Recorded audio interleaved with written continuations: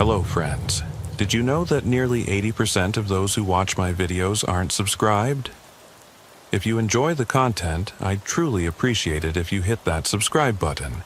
It helps a lot. Also, don't forget to leave a like and share your thoughts in the comments. Your interaction not only supports the channel's growth, but also helps these stories reach more people. Thank you all for being here. By the way, where are you watching from? Let me know in the comments. I swung the cruiser's door shut behind me and scanned the horizon through the shimmer of my flashlight's beam. Hollows Road lay silent beneath a sky that felt too heavy, pregnant with cold air that settled into my lungs like a warning I couldn't shake.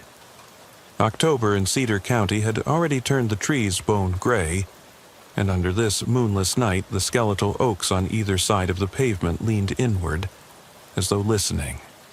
My boots crunched against loose gravel, the sound too loud in the hush.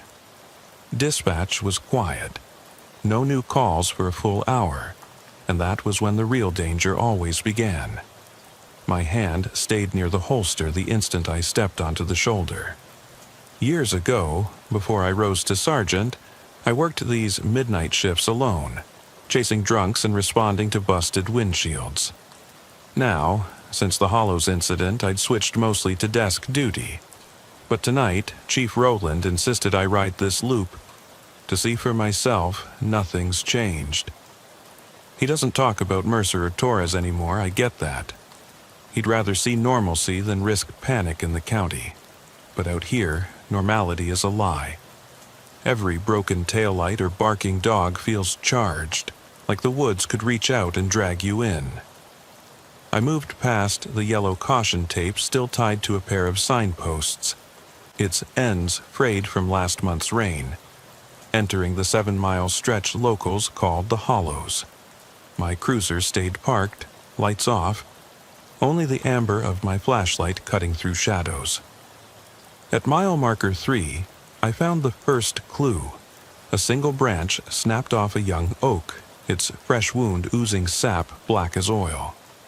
Someone, or something, was watching my headlights approach, ready to twist the world just when I thought I had the measure of it. I knelt to inspect the broken limb.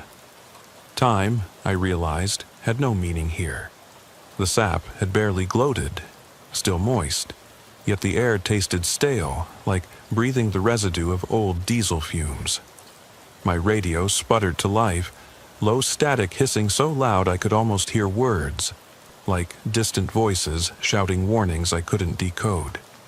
I panned my light into the trees. The branches seemed to shiver, not with wind, there was none, but with purpose, an undercurrent of motion I couldn't pinpoint. I fumbled for the radio button again and spoke into it, voice low. "Patch me through, Chief." No response beyond the hum. I stood, dusted my knees, and pressed on. At mile marker 4, the path curved sharply, aligning with where the old Hollow Mountain Mine entrance once yawned open. The earth had swallowed that shaft decades ago, but you could feel its hollow, that particular absence in the ground itself. My flashlight revealed pebbles piled in an arch near the culvert, as intentionally arranged as a makeshift cairn. I crouched beside it, each pebble balanced on the next, forming a tenuous tower about a foot high. Too neat. Someone had been here long enough to set it up after dark. I reached out to dismantle the tower, but my flashlight flickered and went dim, the beam slicing only a narrow slit of visibility before dying completely. My breath hitched. In the sudden blackout, the trees creaked, groaning like distant engines powering up. I fumbled for the spare LED in my belt. The click of its activation sounded like thunder in my skull. Light returned, bluish-white and harsh, illuminating the cairn. But this time, a second one stood behind it, deeper in the brush. I hadn't seen that before. 2 towers, 2 points dividing the road from the forest. A crude signpost left by whoever was baiting us out here. A A wave of vertigo washed over me. My vision swam. I blinked rapidly. Raindrops. Where had raindrops come from? The forecast had called for clear skies. I looked up. No rain visible, only a fine mist collecting on my face, transforming into tiny beads of moisture that clung to my hair and eyelashes. The trees above seemed to exhale that mist, as if breathing their own cold moisture into the night. My jacket grew damp, chill seeping through fabric into skin. My heartbeat kicked up, pulse reverberating in my ears. I ran a hand through my hair and called out again into the radio. "Patch me, Chief." Hollows Road, possible vandalism escalation. Nothing but static and that low, rhythmic thrum. My stomach clenched when I realized the hum wasn't coming from the radio. It was behind me. I turned, sweeping the flashlight beam over the road and shoulder, empty. Yet I heard it, metallic tapping, steady and deliberate, like someone hammering at steel rails. My legs locked as the tapping grew louder, closer, somewhere just beyond the tree line. I cursed under my breath. Holstered light gripped in one hand, cruiser's baton in the other. I retreated toward the cruiser, but my boots caught on something hidden beneath the gravel. I pitched forward, skinned my palms, and yanked my arm back. My flashlight rolled away, beam dancing into the dark. Scrambling, I grabbed it, ripping grass and gravel beneath my fingers. When I finally shone it ahead, blurred spots filled the beam. Figures standing at the edge of the woods, perfectly still. Dark silhouettes shaped like humans, shoulders hunched, helmets and gear that looked like mining rigs from another century. They didn't move, didn't acknowledge me. Their stillness felt unnatural, as if they knew voices couldn't disturb them. Adrenaline hammered my temples. I took 2 steps backward, breath stuttering. "Hey, Hollows County Sherry." My voice cracked. I cleared my throat and tried again. "This is Sergeant Hayes, Hollows Road. State your identity." The figures stood silent, unmoving. The tapping behind me ceased mid-beat. The sudden silence slammed against my chest, a vacuum I could not fill with air. I raised my flashlight in one hand and drew my service pistol with the other, fingers slick on cold metal. The beam lanced the nearest figure. I saw the helmet's brim encrusted with rust and mud, and a dark, featureless mask beneath it. No reflective eyes, no flesh. Just a black abyss so perfect I felt vertigo. I squeezed the trigger reflexively. The crack echoed through the hollows, a white-hot shockwave in my ear, and the figure's still head jerked once, then collapsed inward as though it were empty shell. Behind me, branches snapped. Something large shoved through the underbrush. My pulse raced. The cruiser's engine roared to life without me touching the key. Lights flooded the road, bathing everything in harsh white. I staggered backward toward the driver's door, pistol still trained on those figures. Though one was gone, the other 2 remained, untouched. The cruiser's headlights caught their shapes, long shadows stretching behind them. I heard my radio squawk. Chief Rowland's voice distant. "Hayes? You there?" My throat tightened. "Yes, Chief, I need backup, now." I fumbled the mic, voice raw. "Figures in old mine gear, 2 alive, 1... I shot." The static returned, drowning Rowland's next words. I dove into the cruiser, locked the door, and slammed my shoulder against it. The headlights swung to illuminate the trees. The 3 figures still at the edge, unblinking. I hammered the siren, the high-pitched wail a beacon slicing through the night. They vanished. No rustle, no footprints. Just the woods, breathing. Only the fallen cairns and my own ragged reflection in the windshield. My hands shook so badly I could barely grip the wheel. I cleared my throat, wet with adrenaline. "You copy, Chief?" The radio sputtered. "Sergeant Hayes?" I clicked the mic. Again. Nothing. No response. The siren cut off at my request, replaced by dead air. I checked the dash. No damage, no warning lights. Yet I felt my pulse slow to corridors of dread. Whatever was out there, it didn't answer to bullets or sirens. I adjusted the spotlight and swept it across the road. The cairns remained. Silent sentinels I couldn't bring myself to touch again. I revved the engine and began inching forward, tires crunching over gravel where those figures had stood. My mind raced through protocols and threat assessments, but none prepared me for human-shaped shadows that vanish when hit, leaving me stranded with a gun and a hollow gut. By the time I reached mile marker 5, the forest felt alive behind me, branches reaching into my peripheral vision. My breath came out in ragged puffs, sweat beating in the chill. I flicked on the dash light and realized my hands had bled, skin torn from the fall. I dabbed at the cuts with my sleeve, unwilling to look too closely. The air inside the cruiser smelled of gunpowder and ozone, like a war zone. Yet here I was, alone again on Hollows Road, lights off, radio dead, tires cold against the asphalt. I slammed the door shut behind me once more, heart still hammering, and stepped into the night. I have no explanation for what I saw.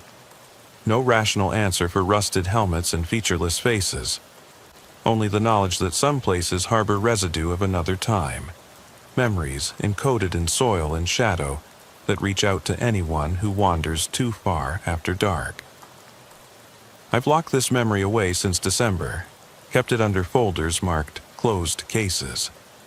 But tonight, as I stand here, flashlight clenched in one hand and service weapon in the other, I realize the hollows still listen, and something, or someone, is waiting for me to come back. I felt the weight of my flashlight drop into my palm as if gravity had deepened around me. The beam slicing through the inky air, but doing little to chase away the dread. My boots crunched on the same gravel I'd traversed a dozen times that night. Yet, it now sounded foreign, like someone else's steps echoing back at me. My pulse hammered so fiercely I thought it might tear through my ribcage. The cruiser sat behind me, engine ticking with residual heat, lights dimmed, a dark, hulking shape in my rear view.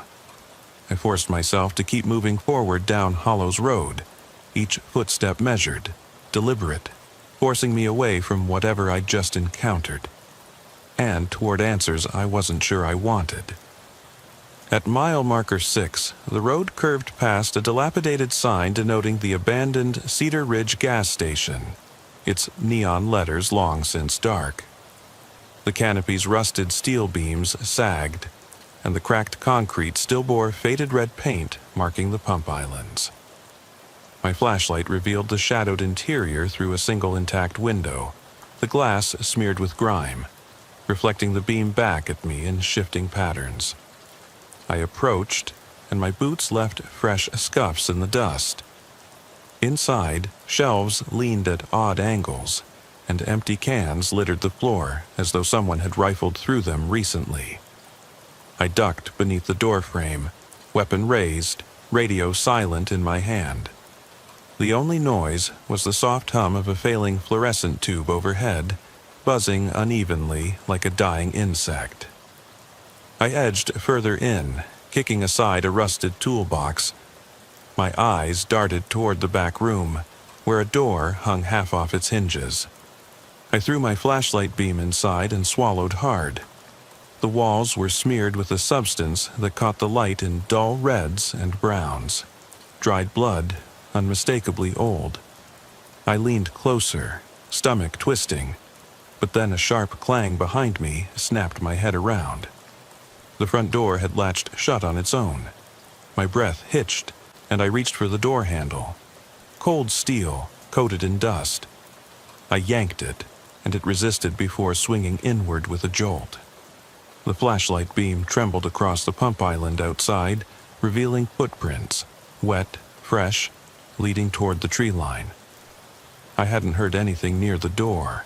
How had Prince appeared so quickly? "Who's there?" I called, voice echoing off cracked tiles. No answer. Just the buzz of the light and the quickening beat of my own heart. I stepped back, aiming my pistol at the window. I couldn't shake the thought that someone, and not someone, had been here moments ago. Following the prints meant stepping into the underbrush toward those dark shapes that haunted me. I hated the thought, hated the way my instincts urged pursuit. But I had to know. Every officer knows you can't leave a call undone. I squeezed through the doorway and knelt by the first print. Heavy tread, deep enough to moisten the dust. My flashlight's beam trembled as I traced the trail into the woods at the edge of the parking lot. The mist hung thick, swirling around the pump canopy legs, and the trees swallowed the prints within 15 feet. I stood, heart in my throat, and listened. The forest was alive with a soft snapping, twigs bending under weight somewhere ahead. I inhaled, feeling each breath burn in my lungs. I clicked on my backup light, green filter for night vision, and raised it slowly. Something moved ahead, a flash of helmeted head turning with me. No movement in the torso. The beam froze on a figure stepping into view, rigid posture, limbs stiff as if carved from wood. Its helmet was caked in mud, and around its neck hung a deteriorating lamp, darkened glass obscuring the bulb. I swallowed, hardly able to think. My finger hovered on the trigger. "Show yourself!" I barked, voice cracking. The figure tilted its head as if considering my demand. It didn't advance, didn't retreat. Then another figure emerged at its side. Identical stance, identical mask, making my skin crawl with the uncanny sense of seeing your own reflection multiplied. I flicked out my radio and tried to call dispatch through my lapel mic. Static hissed louder than before, pulsing in time with my pulse. Whatever had turned my cruiser's lights back on had jammed my comms. I cursed under my breath, then stepped forward, flashlight scanning their feet. I needed to see boots, socks, something tangible, but all I found was the mist swirling around them, cleaving to the shapes like they were conjured from the fog itself.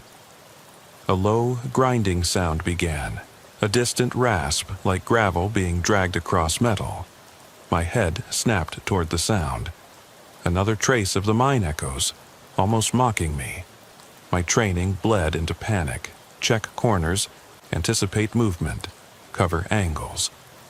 My mind raced through the department's rules. Call for backup. Don't pursue alone. Maintain visual contact. Backup was 20 minutes out at best, and visual contact meant nothing if they vanished like shadows at dawn. I steadied my flashlight and advanced, each step deliberate until the nearest figure jerked forward along an arc too swift for human joints. The motion was startling, like watching a marionette jerk on cut strings. My gut dropped. I fired once, then again, sending rounds into the air at the figure's center mass, but the bullets merely spat against the helmet with hollow clangs. My pulse hammered as I clicked off rounds to avoid emptying my magazine. If I could even reload in this gloom. The figure did not flinch, did not stagger. It simply stood, staring, while the rounds ricocheted and chips of paint exploded around me. The ground beneath me trembled, a vibration I felt through my boots, like a passing freight train under the forest floor. I swallowed a scream, realizing the sound came from within. The forest itself pulsed with that reverberation, as if those old tunnels lay just beneath the asphalt, thrumming with unseen machinery. My flashlight flickered again, and when it relit, the two figures were gone. No shuffling retreat, no footprints. Just empty space and a cold wind rushing out from between the trees. I tried the radio again, voice hoarse. "Dispatch, this is Hayes. Send immediate backup to Cedar Ridge gas station on Hollows Road. Hostiles, possibly multiple, wearing vintage mining gear. Copy? Only static answered. I pressed the mic to my lips and screamed, "Back up! Back up! Hollows Road, now!" My voice seemed swallowed by the night. I dropped to one knee, hands shaking. Fog swirled at my knees like tendrils reaching for me. I could taste iron in the air, the shapes, they had to exist, or I'd gone mad. But the dents in my cruiser's roof, the bullet marks rattling down my back when I ran for cover, those were real. I shoveled dirt off my knees, grabbed my pistol, and sprinted back to the gas station for shelter. Branches whipped my face, tearing at my uniform. The world seemed to stretch and contract under my pounding heart. Inside, I slammed the door behind me and braced against the frame. My flashlight beam played across the pump display windows, each cracked, each reflecting my terrified eyes. I pressed my back to the door, trapped between darkness inside and the deeper darkness beyond. The drill of my heartbeat filled every corner of my skull. I squeezed my eyes shut, lit only by glow of the station's emergency exit sign, blinking red. I counted seconds to calm my breathing, but every moment stretched into an eternity. When I dared to look out again, the mist had grown thicker, swirling over the cracked concrete like a living thing. I saw shapes drifting at the edges, more than two now, lined along the pumping islands, as though waiting for me. They didn't raise weapons, they just stood, heads tilted, bodies unmoving. It was an ambush I could not outrun. I realized then that whatever this was, it had studied me, learned my patterns, lurched into view only when I was most vulnerable. It didn't need to speak. The silence spoke volumes of intent. I backed away from the window, keeping my weapon ready, my eyes burned, throat raw. I pressed my palm to the emergency exit button, but it hung inert. No click, no hiss. The station was sealed, locked against me. I kicked at the door with the flat of my boot until wood splintered, sweat hot down my back. The figures remained outside, indulgently motionless. I wanted to scream, to plead for help. God, I wanted someone, anyone, to answer my radio. But Hollows Road had a way of isolating its prey. I felt history pressing in, centuries of toil and tragedy in those dark helmets, pressing against my skin. I made a decision. I wouldn't wait. I kicked free a pane from the front window, shards scattering at my feet. I slid through the jagged gap, blood spiking on my palms. Outside, cold air washed over me, and the figures seemed to loom larger, hungry for me to step back into the road. I stared them down, chest heaving, finger trembling on the trigger. I remembered the cairns, markers pointing here, there, everywhere, like a map drawn by someone who no longer cared where I went. I took a deep breath, committed to moving forward into the thickening mist. If I stayed, they'd trap me in their silent tableau until dawn. I needed daylight, needed witnesses beyond trees and ghosts. I charged into the fog, flashlight beam dancing frantically ahead. The forest swallowed my cry. Behind me, the hollows watched in utter stillness, as patient and unforgiving as the earth itself. I forced my lungs to fill with the chill mist as I plunged forward, the beam from my flashlight swallowed by the fog mere seconds after it left the gas station's doorway. My heart hammered against ribs that felt brittle, each beat echoing like a drum in a cavern. Branches clawed at my jacket, tugging me backward, even as I fought to push onward. The silhouettes of those figures, countless now, hovered at the periphery of my vision, static watchers in a world gone still. I had no plan, no clear path. The road itself was gone, replaced by a swirl of leaves and shadows that might have been pavement a moment ago. My feet slipped in slick mud, forcing me to scramble on hands and knees before righting myself and sprinting again. Fear sharpened everything. The snap of twig underfoot, the suction of wet leaves, the pounding of my own blood in my ears. Each footfall felt like an admission of guilt, dragging me deeper into whatever trap alive with history had been laid. After what could have been minutes or hours, the ground leveled. I stumbled into a clearing where a single ancient oak stood, its trunk scarred with deep grooves, saw marks, axe wounds, too large for any recent hand to carve. The oak's branches arched overhead like skeletal arms, dripping with the same fine mist that had followed me from the station. At the base of the tree lay a scattering of tampered leaves and what looked like a rusted mining lamp, identical to the ones those figures wore. I knelt, breath ragged, and picked it up. Its glass was cracked but intact. The inside held a faint gleam, as though some ember still flickered deep in its belly. I should have turned back. Every instinct screamed to dump the lamp and run, but the weight of it in my hand felt, wrongly, like a lifeline. A connection to something real in this unreal place. I flicked the switch guard open with a trembling thumb. No click, no whir of filament. I slammed my palm against the switch plate. A spark. A brief flicker of light that revealed footprints around the tree. Footprints not just of boots, but of bare, flattened leaves. As though someone had walked with bare feet dozens of times, pressing the ground into memories. The footprints led not away from the oak, but into a shallow trench that disappeared into a tangle of roots.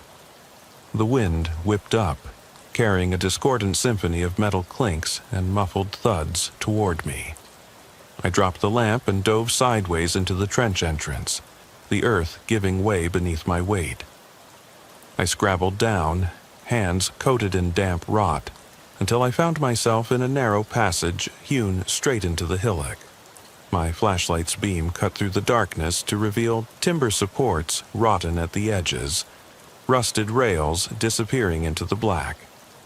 I realized then that this corridor was the very vein of the old mine, an entrance long thought sealed by rock and time. I pressed my back to the timber, heart pounding harder than ever. The corridor's walls oozed moisture. The air tasted of decay and something metallic.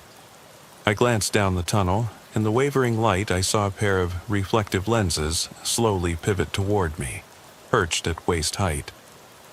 I swallowed. A single figure emerged from the gloom, helmet lamp dead, its breathing audible, slow, raspy, though its mouth was hidden behind that featureless mask. Behind it stood more, a column of bodies in mining gear, their spacing precise, as if lined up for inspection rather than some eldritch vigil. I backed along the trench until my shoulder hit the oak's gnarled root. Fear threatened to paralyze me, but I forced one step back, then another, until I was upright against damp earth. I drew my weapon, limbs shaking so badly my aim oscillated with each breath. The first figure took a slow, measured step forward, head tilting as though evaluating my threat. In its hand, it held a rusted pickaxe, pick end pressed against the wood support. The metal head shone dull in the beam. I shouted a command, "Stop!" but it echoed lifelessly through the corridor.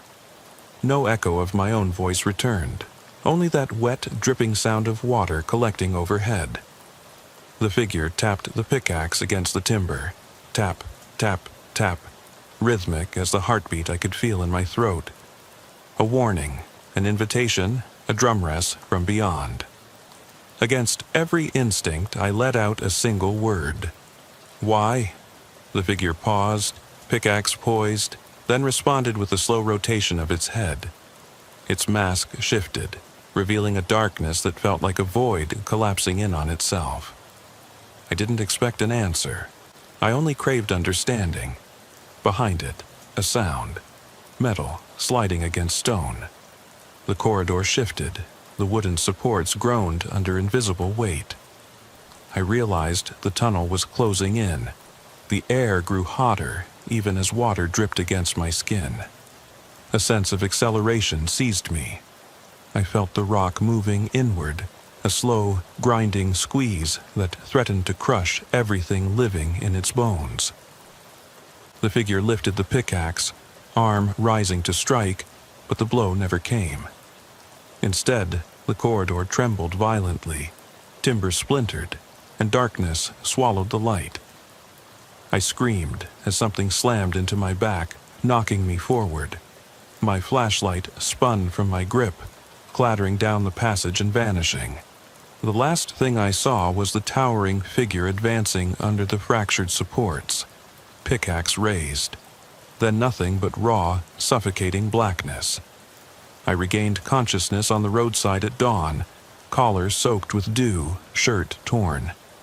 My radio roared with traffic. Backup arriving, commands crackling. I sat up, vision blurred, and found my service pistol in my hand, barrel bent. My knees burned where they dug into gravel. I blinked at the rising sun, painting the treetops gold. There was no trench, no oak, no mining entrance, only the sealed road and trees. Yet my fingers gripped a rusted pickaxe handle buried against my palm, cold and splintered. I looked around, saw footprints pressed into the dew. Heavy, deliberate prints leading from the road toward the forest, then disappearing at the line of trees. I tried my radio. Chief, Hollows Road. But only static answered. Beyond the dispatch center's shouts and sirens, the forest stood unnervingly still, branches whispering ancient secrets. My breath trembled as I rose, picking the pickaxe from the ground and weighing it in my hand. They would ask for my report. They would chalk up my disappearance to a fallen officer in the path of a drifting patrol. They would seal this road again, perhaps finally believing the ghosts, or whatever they were, that haunted these hollows. I would lie to them, or maybe I would simply tell the truth they'd never accept. But as I walked back toward the cruiser, the morning light felt thin, as though it couldn't penetrate certain darknesses. And in the distance, I heard the faint tap, tap, tapping of pickaxe on timber, echoing through the trees and into the stillness of day. My grip tightened. I knew then that leaving this place behind was no guarantee of escape. The hollows followed, carried by sound and memory, waiting for the next shift, the next officer bold or foolish enough to answer the call. The morning sun began its slow climb over the eastern ridge, and I realized I'd been standing at the forest's edge for minutes, breathing so shallow I was dizziness incarnate. My hand still gripped the splintered pickaxe, its handle slick with dew and something darker. Soil, or something I didn't want to examine too closely. I resisted the urge to drop it and run for the cruiser. Retreat wasn't an option. Not after what I'd seen, and not because something in my gut told me it wasn't over. The hollows didn't release you once they'd claimed your attention. I shook my head and forced myself forward along the gravel shoulder. Every snapped twig and rustle of leaves sounded like the same rhythmic tapping, tap, tap, tap, as if the forest itself reminded me of its presence. I glanced at my watch, 6:03 a.m., and felt a flicker of relief until I remembered the time distortion inside that collapsed tunnel. Time here seemed elastic, stretching and contracting at its own whim. I reached my cruiser and fumbled for the key, hands still shaking. The engine fired instantly as though impatient to flee, headlights cutting through the thinning mist. I sat there for a moment, back pressed against the seat, trying to steady my breathing. My reflection in the rearview mirror looked hollow. Pale skin, sunken eyes, uniform stiff with dried sweat and grit. I leaned forward and rubbed my face, feeling the fine cracks of clay dust along my cheekbones. I should have called it in, declared the road too dangerous, demanded a hazmat team or SWAT or theologians, anyone to validate what I'd experienced. But the radio still crackled only static. I pressed the mic until my knuckles bled, but no one heard me. Finally, I shifted into gear and rolled forward, passing the spot where I'd left the sealed shaft. The forest closed in behind me, branches scraping like fingernails on the roof. I forced my foot on the accelerator, not caring about the gravel scattering behind the tires. The detour signs flashed past, Hollow's road closed, and I flicked on the overhead lamp, bathing the road in harsh yellow. Ahead, I spotted fresh skid marks suggesting another vehicle had turned around here not long before. Whoever came after Dawn had still sensed the danger. I slowed to examine the marks. They formed a crescent arc that ended abruptly at a pair of boot prints. I recognized those prints, a size 10, heavy lug pattern, toe treads nearly worn smooth. My own. I felt bile rise at the realization that without noticing, I'd driven only a few yards before stopping to inspect my own path in daylight. The layers of reality and hallucination had folded in on themselves, and I wasn't sure which was more dangerous. I climbed out again, pickaxe in hand, and crouched over the prints. The dew had been disturbed in crescent shapes, grass flattened and splintered. No other prints. I traced the arc with a gloved finger. The boot print's center pressed so deeply that it cut through the damp earth to the clay beneath. Whoever walked here, or whatever, was heavy, relentless. I straightened, raincoat billowing in a sudden breeze that smelled of damp wood and iron. "Sergeant Hayes," a voice called, solid, human. My heart leapt. I turned to see Deputy Lopez jogging up, coffee cup in hand, uniform still crisp, face drawn with concern. Behind her, Sheriff Rowland's cruiser rolled up, lights flashing. I swallowed hard and waved them off. "I've got it," I croaked, though I knew I didn't. Not yet. They climbed out. Lopez rubbed her hands together. "We got your backup team from the county PD. They're down by mile marker 2, won't go further without orders." Sheriff Rowland approached slowly, eyes darting to the forest. "Hayes, what the hell happened here?" I lifted the pickaxe, the blunt end resting on my hip, and traced the arc of my prints with a thumb. "This," I said softly. "The ground itself moves here. The woods rearrange in the night, then call you back." Their faces paled. Rowland glanced over his shoulder, where the forest lay silent. Lopez swallowed. Bodies were found, at the site, early morning, 2 sets in old uniforms. My blood ran cold. "Where?" She hesitated, staring at the pits of darkness between the trees. 30 yards in, along the old rail bed. It's like they just collapsed there. I glanced down the road toward the pine line, heart thundering. "We should go look." Rowland nodded and gestured for Lopez to stay with the vehicles. He and I grabbed flashlights and pocket radios.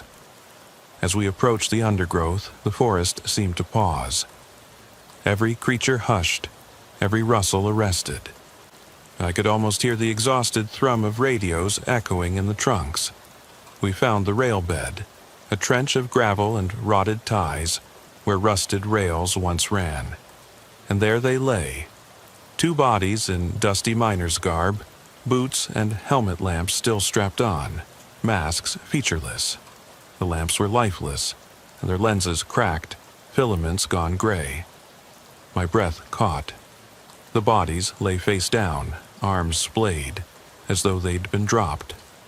Their gear was antiquated, helmets pitted with corrosion, yet their positioning looked too deliberate. I knelt to examine one. The uniform's fabric sagged, threadbare.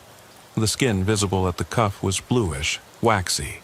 No sign of trauma, no bullet holes, no wounds. Just cold, stiff limbs, and an emptiness in the chest area shaped like a dried pit. I ran my gloved finger along the hem of the mask.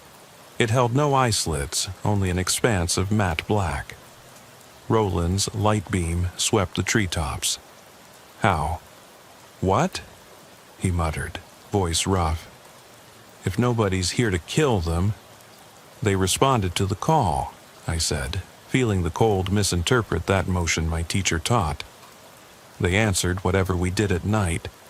The road taps on the bones of the past, calls you to it." I traced the outline of the trench. "Then it closes behind you." Silence stretched between us, haunted by distant echoes. Dead radio static, the whisper of wind through oaks, the faint clang of pickaxe on timber. I stood and left the bodies undisturbed, leaving Roland to call the coroner. The sun, now higher, filtered through the canopy in mottled gold, yet could not warm the chill clutching my bones. Back in the cruiser, we loaded the bodies onto stretchers. Lopez glanced at me in the rearview mirror. "You okay?" I nodded jerkily, eyes fixed on the forest beyond. "I'll be fine," I lied. My gaze caught the open window, where dew traced rivulets down the glass. Something inside me whispered that tomorrow night, the forest would shift again. Roads would vanish, cairns would reappear, and I'd be drawn back no matter how far I ran. Roland started the engine. The sirens reeled to life, lights dancing across the tree line. As we rolled away, I spotted movement among the trunks. A single figure stepping forward, helmet lamp dead, mask blank. It stood at the forest's mouth, half shrouded by mist, raising a gauntlet hand in silent farewell. I blinked. When I looked again, it was gone. I exhaled, realizing my breath had been held all morning. "Lock it down," I whispered, voice shaking. "Temporarily seal every trail in and out." Roland flicked on the siren again. "Already done." But no barricade, no tape, no county ordinance could keep the hollows buried. The cicadas' chorus rose in the distance, singing their summer dirge. I watched the road recede behind us. Empty, silent, waiting. And in my palm, the pickaxe felt warmer than it should, as though it remembered every swing that cleaved through rock and bone, every echo that lingered in those tunnels. I pressed it tight against my leg on instinct. The hollows had claimed 2 more tonight. And I knew with an unshakable certainty that I would see them again when the forest reached out, when the cairns appeared, when the roadblock called my name in the static. Until then, I'd wear the memory like a second skin, listening always for that tap, tap, tap. That meant someone, something, was waiting just beyond the beam of my flashlight. I slid the cruiser into the turnout at the far edge of the clearing, heart still hammering from the morning's revelations, and stepped onto the gravel shoulder. The pickaxe's head rested against my thigh like a grotesque badge of ownership, proof that I'd faced this place and survived, though only barely. Sheriff Roland and Deputy Lopez stood behind me, their faces tight with unease as they watched the forest's edge. For a moment, everything was still. Too still, as though the world itself held its breath. Then, a distant tap, tap, tap echoed through the treetops, faint but unmistakable. Lopez's eyes widened. Roland cursed under his breath. I drew a slow breath, revealing more breath than air in my lungs. "They're calling again," I said quietly. "Can you hear it?" Lopez pressed her palm to her ear. "I do.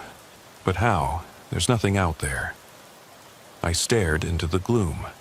The forest was motionless, every branch poised like a conductor's baton.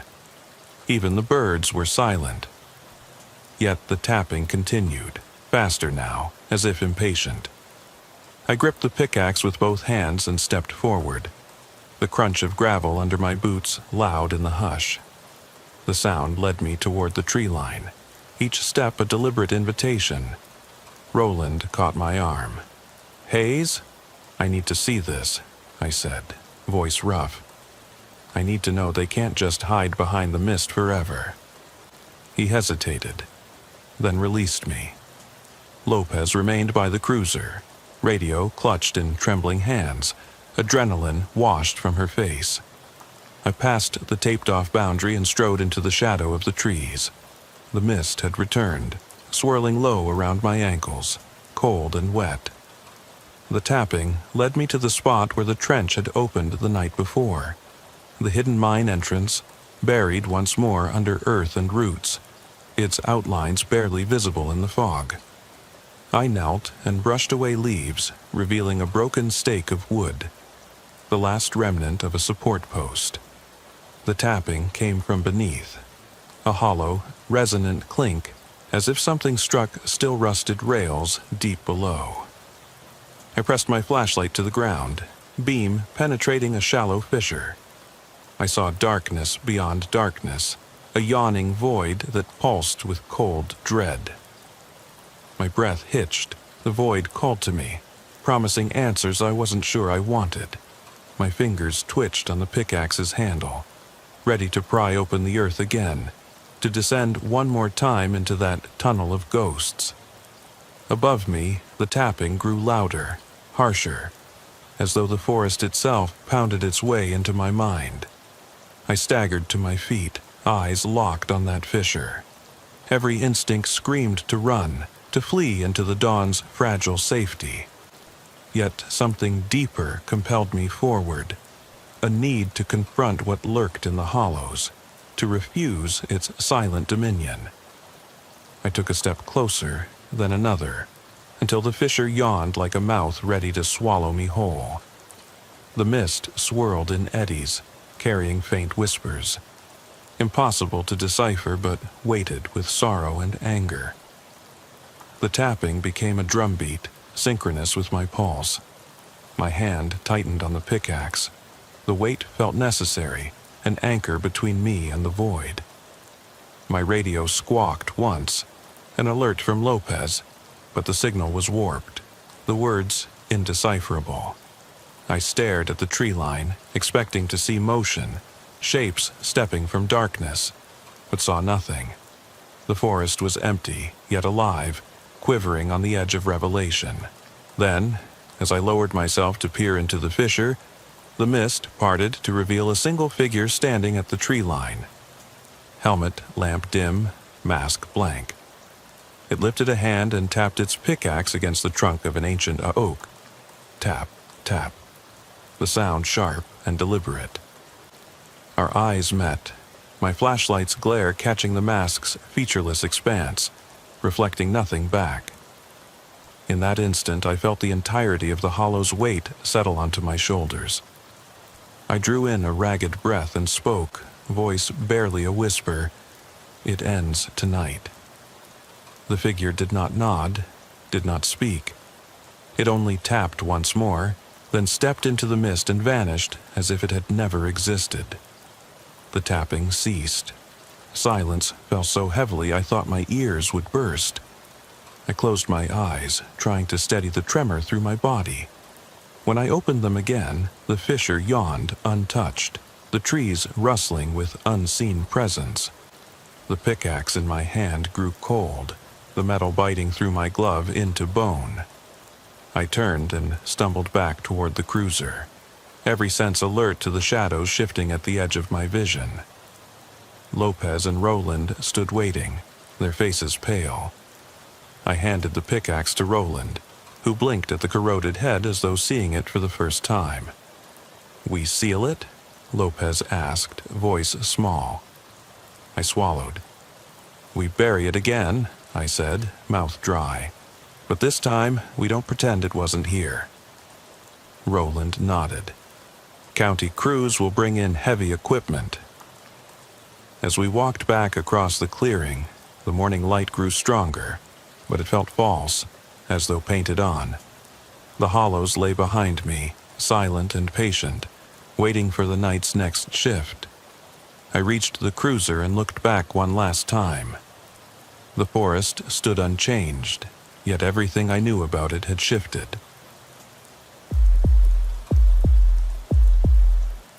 I step into the cool corridor and feel the hair on the back of my neck prickle before I even reach the door. It's 11:30, October 14th, 2009, and I've been on rotation in this department for close to 14 years. The Elm Street station was once a county infirmary, they tell us. Built in the early 40s, later converted into a police headquarters in the 70s. They ripped out wards, sealed off old labs, and painted over whatever traces of the past they could find. I don't have reason to doubt the official story, but every time I cross that basement threshold, I sense more history lingering in the walls than blueprints will ever admit. I grin at the rookie tech as he fiddles with the digital recorder. "You good?" I ask, tossing my bag on the bench. The overhead fluorescents stutter above us, casting long, jittering shadows along the concrete floor. He swallows. "Yeah, Sergeant. We've got 24-hour baseline monitoring scheduled. Everything's locked down." I nod once, but there's that nagging taste of metal in my mouth, that chilled quiver beneath my ribs. I check the door lock, standard PIN, double-bolted from the inside. The room beyond is small, square, and lined in beige acoustic panels. A one-way mirror spans the north wall. Through it, will record anyone who sits in the chair on the other side. My job is simple. Stand guard, make sure no equipment fails, keep notes if anything weird happens. I cross to the wall-mounted thermostat. It reads a stable 68 degrees Fahrenheit. Doesn't feel like it. My breath clouds in front of the glass, each exhale a tiny ghost. I rub my arms and glance at the recorder's display. Clock reads 2:17 a.m. I've been here for nearly 3 hours now. Detective Martinez is off shift, and no one's coming down until dawn. This corridor's mine until the morning sergeant rolls in. The first sign is a flicker. One of the ceiling bulbs goes out, then jumps back on. It's that common, almost reassuring, malfunction you expect in a 30-year-old wiring system. But this station got its big renovation in June 2005. Federal grant money, they said. New panels, new circuits, new rooms. They numbered them 1 through 8. This is room 5. The contractors claimed they stripped it to the studs. I'm supposed to believe those fluorescent lights are supposed to tremble like that. I look up, study the ceiling tiles. They're square and pristine. No stains, no sagging. Yet the light hops like a heartbeat that's been bumped. Then it's the radio. 1 second I'm scribbling notes on my pad. Time, ambient temp, noise level. The next, the channel cuts to a sputter of dead static. The only sound is the ventilation fan choking back some 1,000 CFM of filtered air. I lift the mic. "Dispatch, this is 5 Alpha. Do you read?" Nothing but static. The fade-in of muffled white noise. I glance down the corridor, but it's deserted. The station floor above is locked up for the night. No footstep, no hum of distant conversation. I tap the mic again. Tick, tick. I almost drop it when I hear the faint crunch of gravel. Inside my boots? There's none. The corridor is smooth concrete. My pulse hits my throat. I press my palms to my holster at my hip. Habit more than anything. I don't want to think about a guy with a gun. Just the pressure of steel beneath my fingers. The recorder's LED flickers to red. Low battery. I didn't plug it in. Curious, but not impossible. Maybe someone forgot. I reach to check the power cord behind the equipment rack. My fingertips brush a door hinge I didn't notice before, right beside the mirror. Old, rusted metal. Not the new stainless I remember seeing. But the contractors demoed this whole wing. Said they replaced hinges, frames, everything. I pull back, blinking. 5 Alpha to dispatch, I mutter. Only static again, like the half a whisper tucked behind the hum. Beside me, the digital readout ticks another degree downward. I flick my eyes back to the thermostat. Now 64 degrees Fahrenheit. I watch as it slides. 62. 60. My fingers go numb. I lift my jacket, tug the zipper up, even though the Gore-Tex shell won't help once it's that cold. I've interrogated in 100 of these rooms, felt the pressure in one-way booths, the strain of watching another man sweat under intense questioning. But never like this. Never with the very air feeling so dense. I swallow and step closer to the mirror. I dare a look through. On the other side, nothing but empty beige panels and a folding chair. But I swear I see something flicker. A shape, darker than the panels at the far corner. I blink. It's gone. Next comes the headache, dull but insistent behind my eyes. A creeping nausea that loosens the stool beneath my feet. I fight not to vomit. I'm on the clock. My hand shakes as I twist the knob on my pen. I scribble, 2:19 a.m., thermostat dropping, static on radio, possible visual glitch inside mirror. I don't know if any of this is worth logging, but protocol demands it. Had we any live subjects, we would have abandoned the interview. But this is baseline testing. No subjects, no personnel. Should be a neutral night. Instead, it feels like the room itself is breathing. The static fades. Dispatch's voice crackles back. 5 Alpha, go ahead. I exhale. I'm monitoring baseline. Everything appears nominal. They reply with unreadable mumble. I release the mic. I know it sounded shaky, but I steel my face. I'm the sergeant here. I swallow a hard pill of adrenaline and step away from the mirror. 2 minutes later, the readout registers 45 degrees Fahrenheit. I share a glance with the tech beside me and he's pale. He didn't sign up to be a ghost chaser. He taps the monitor. Damn, that's not HVAC. His voice trembles. I unclasp my holster and click on the torch. The beam skims across the floor. Not a vent, not a drip. Just the same sealed panels.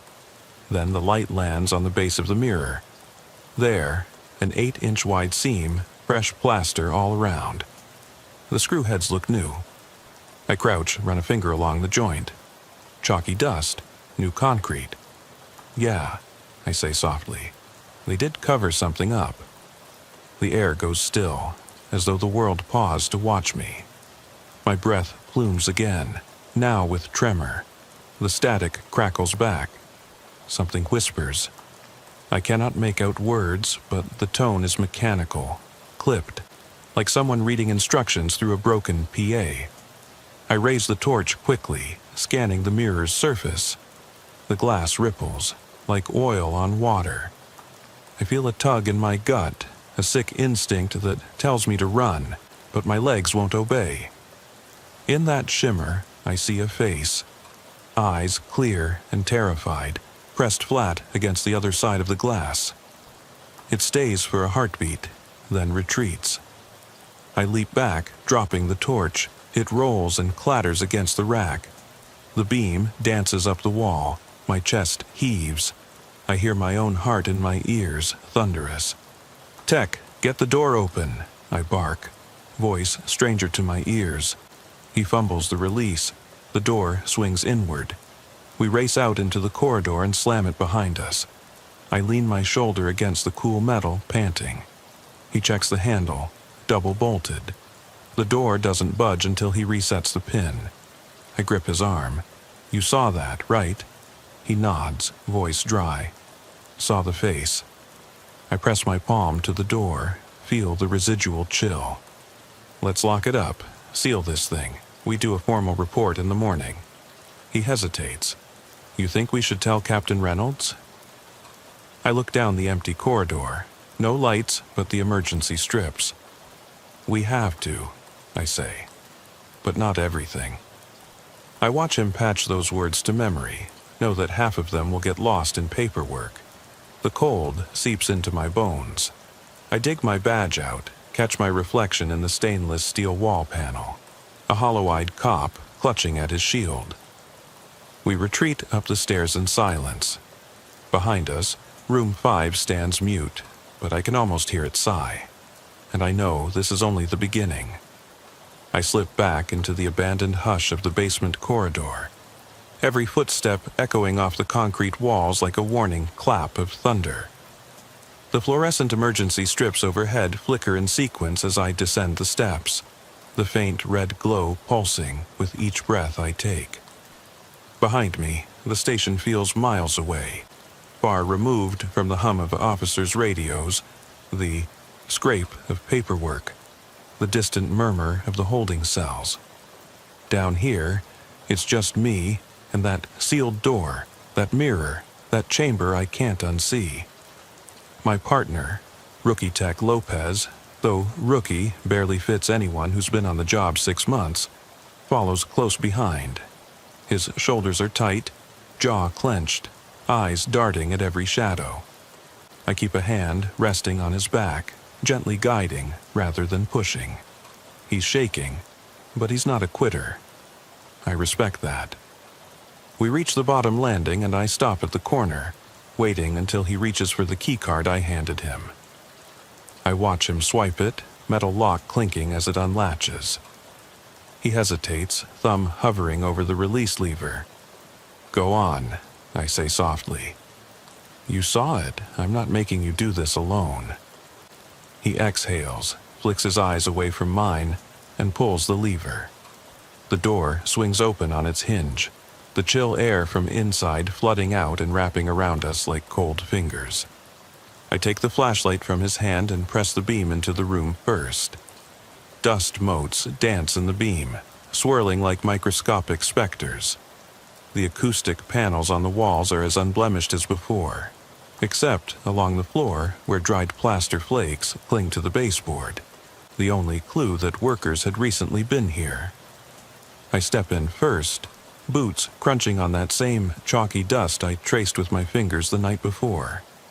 The thermostat display leans at a crooked angle on the north wall, its numbers blinking before sliding down to 38 degrees Fahrenheit.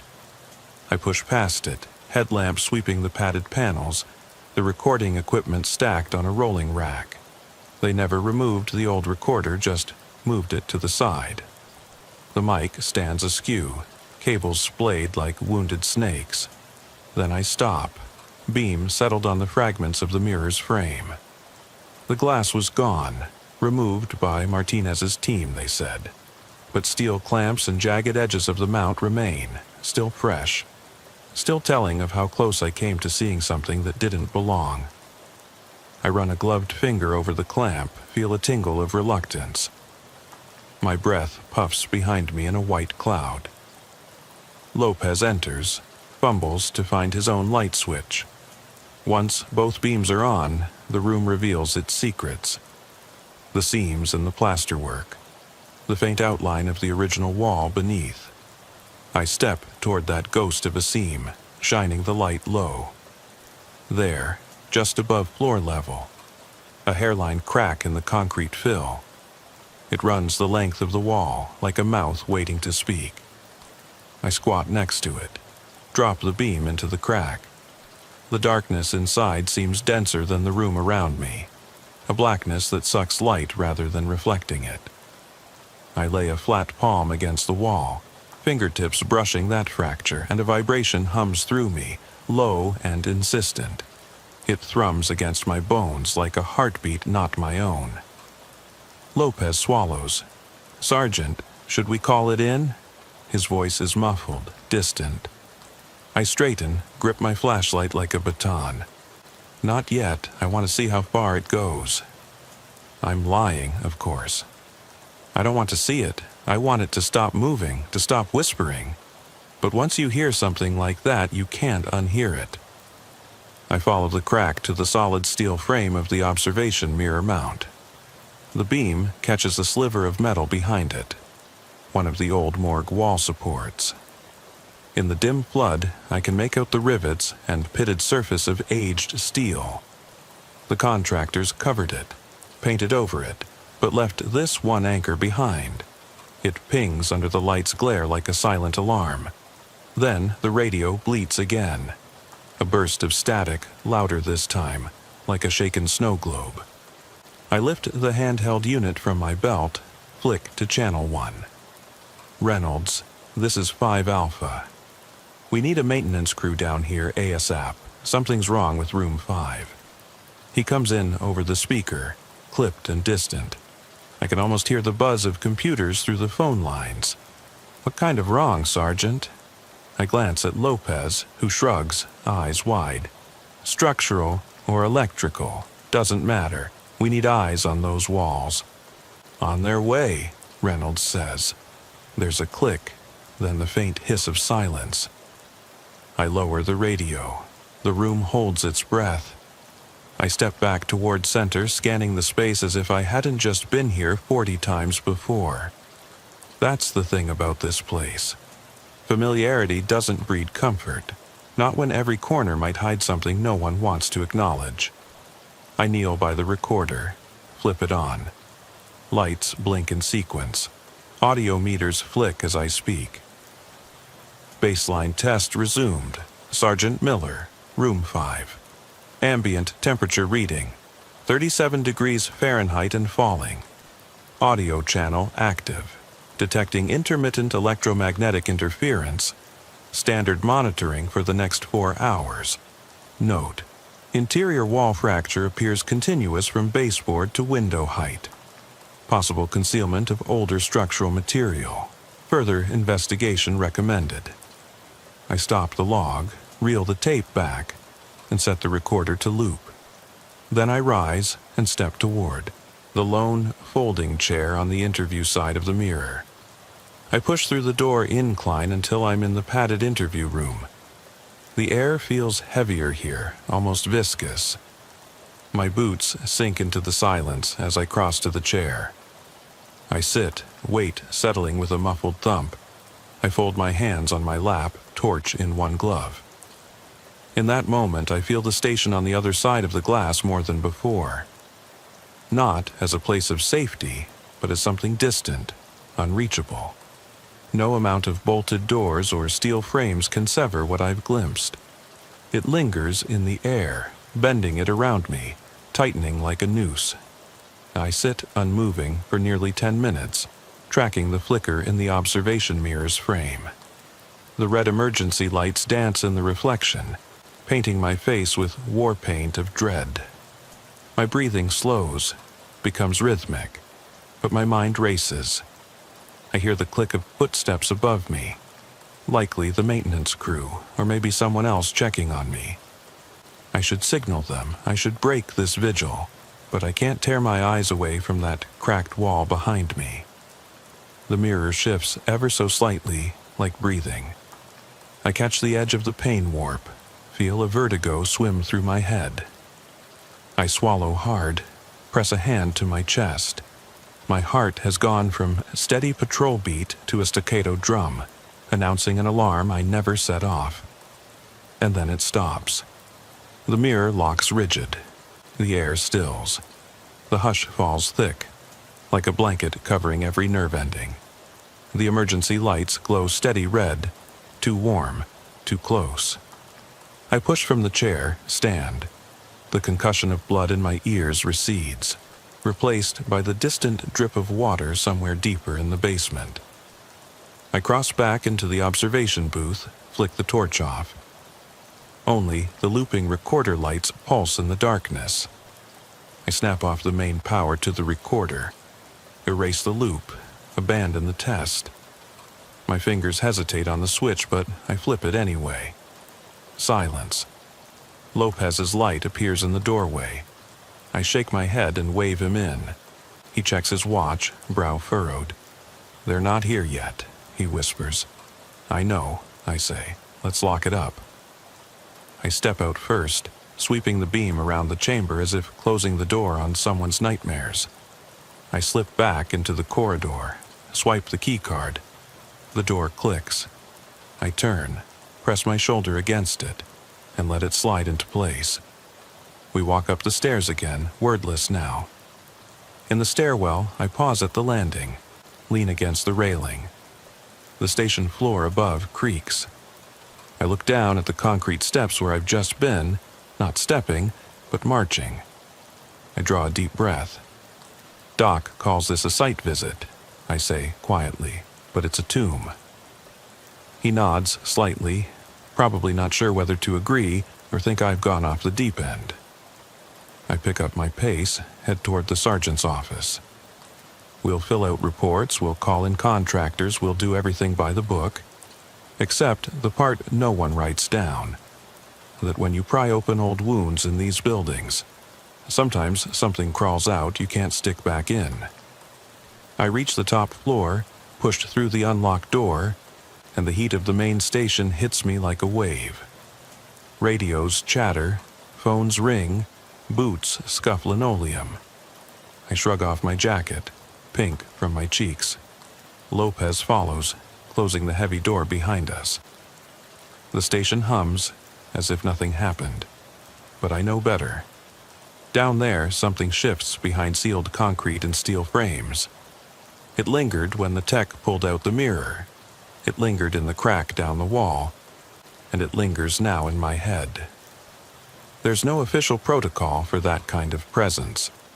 So we adapt. We write what we can. We warn those who need to know, some quietly, some with half-mouthed hints. I turn to Lopez just as we pass the printout room. "You want to grab the morning report?" I ask. "I'll start on the technical log. Be sure to emphasize the EM spikes." He nods, relief in his shoulders. Normal work again. But in one ear, I can still hear a low hum, like distant voices trapped behind glass. The static whispers grow softer, but they never quite go away. I walk past the sergeant's desk, printouts spilling over.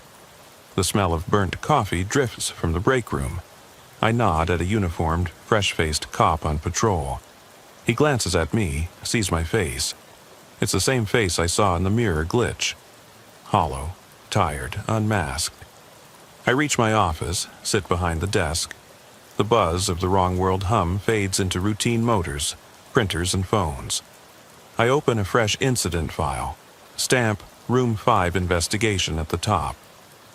My hand hesitates for a heartbeat over the pen, then I begin to write. Environmental anomaly, Room 5, Elm Street, Ba. Ambient temps recorded and confirmed irregular. EMF readings elevated near observation mirror.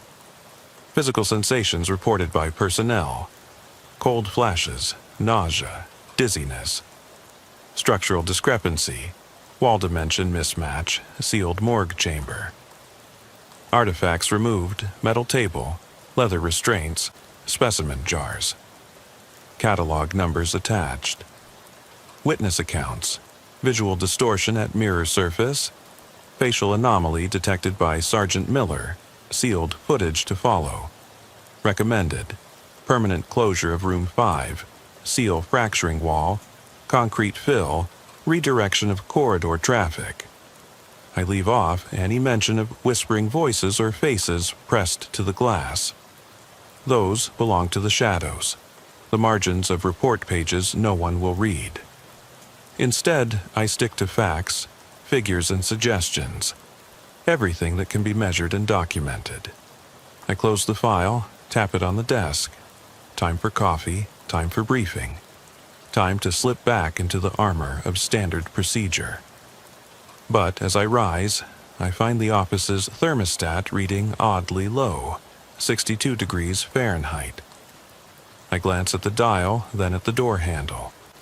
I press my palm to the metal knob. It's warm with the station's heat. I turn it. Go back to work, act natural, pretend everything's back to normal. But downstairs, behind that concrete wall and steel mirror mount, whatever it was still breathes. And I know it's only a matter of time before someone else learns what I already discovered. Facts are the safest place to hide the things you don't want to believe. I push the door open and step back into that hollow lung of concrete and steel, feeling the chill claw at my bones like an anxious animal. It's now 5 days later, October 19th, 2009, and I've been drinking too much coffee, sleeping even less. The station's brass closed Room 5 off with concrete blocks, but the corridor diversion threads us right back past that sealed wall. Every shift, I jog my badge along the rough surface, testing whether the cement's coldness will give way, reveal the seam beneath. Tonight, I'm assigned to a midnight welfare check on an abandoned convenience store. Code 3 response. I'm in full patrol uniform. Duty belt loaded, radio clipped to my shoulder, flashlight dangling from a utility clip. The station's been humming with rumors of a rash of 911 hang-ups around the old Maple Street Strip, cell towers pinging, then silence. Nothing criminal, they say. Probably a kid messing around. But maybe it's someone else, someone who knows we're busy sorting flickering lights and EM spikes. I guide my cruiser into the parking lot. Overhead sodium lights tapping out flickers, each blast of orange pulse a dysrhythmia in the night. The storefront glass is spider-webbed with cracks. Open 24 hours sign swinging on a single rusted hinge. I kill the engine and let the dashboard glow dim, listening to the night static. Distant traffic, a dog barking half a mile off. The hum of the tower's generator. I step out. Gravel crunches underfoot, my boots leaving impressions that fade in the soft dust. My breath comes in short wisps as I circle the building, unlocking the heavy steel door with my code. Inside, the store is an aquarium of stale air and fluorescent ghosts. Shelves are bare, cardboard boxes left peeled open on the floor. The freezer chest's door hangs ajar, its light flickering like a heartbeat gone off kilter. I sweep the overhead lenses with my flashlight. Nothing but debris. No footprints beyond mine. I'm about to radio in all clear when I catch movement in the rear room window, just outside, but only the shadow of someone crouching behind a stack of aged crates. My heart jolts. I spin toward the window and raise my voice. "Police, stay where you are." Silence. Then a soft shuffle, like fabric brushing against wood. My hand automatically drops to my holster, flashlight grazing the grip. I step toward the window, catch a glimpse of pale sleeve under dim light. Another shuffle. Closer now. I lean in, and the glass trembles under the beam. A halo of dirt around a perfect palm print. No cracks, no dents. Just the print, as if someone pressed their hand there seconds ago. "Come on out," I call, voice low but firm. Nothing. My blood thrums. I step back, gun drawn, flashlight in the left hand. I pivot around to the rear room door, locked from the inside. Cautious footsteps echo behind me, but the store's empty of life. No buzz of insects, no drip of water. Only the sudden hiss of the freezer chest kicking on, then slamming shut of its own accord. I jump, my hand sneaking to the radio. "Dispatch 5 Bravo. I need units to Code 3 on Maple Street Convenience Store. Possible break-in." Static. Then, "Copy that 5 Bravo. ETA 2 engines." I lower the gun, but keep it ready and kick the freezer chest door open. Cold bursts out. Ice flecks dancing like restless spirits. Inside, the chest is empty. I turn back to the room, and that's when I see them. Footprints in the dust leading between the upright freezer and the dry goods shelf. But the prints are indeterminate, like someone walked on tiptoe, pressing only the heels and balls of their feet. They loop in a circle, ending right at my own boots. My head snaps up. I swing the light to the ceiling camera near the register, lens pointing at the entrance. I twist the entire unit down to face me. The reflection in the camera's glass is my own face, stretched and pale, eyes large as dinner plates. I step back, breathing ragged. I think about room 5, about that mirage of a face pressed against glass, and I realize this is the same trick. Distorted angles, shifting light, a mind primed to see. Yet my gut tells me these prints aren't hallucinations. A cold draft blows through the aisle, lifting a discarded receipt from October 12th. It skitters across the floor and lands at the base of the camera. I bend to pick it up. 5 p.m., burrito, Coke, change, scrawled in faded ink. I tuck it into my pocket, frown at the incongruity. Why would someone from an empty convenience store be here at 5 p.m. last Wednesday? I whirl toward the exit. The front door's locked again, and the padlock is inside, latch open. I force the handle. It doesn't budge. I glance to the rear door. Same deal, locked from the inside. No keypad light, no code panel, just a deadbolt turned inward. I tug on my radio again. Dispatch, 5 Bravo. Doors locked from the inside, no suspect in sight. Silence. No answer. The freezer chest clicks off. The room plunges into darkness except for my flashlight. I lift it overhead and sweep the ceiling. All the shelves are in place. But then, a flash of movement at the entrance, to my right. I pivot and catch a glimpse of someone stepping from shadow into shadow. White coat, perhaps an EMT or lab tech, but there's no reason for them to be here. My pulse thuds. I inch toward the exit window, knee pressed into the frame. I peer out. Empty parking lot, my cruiser's headlights casting long beams across the asphalt.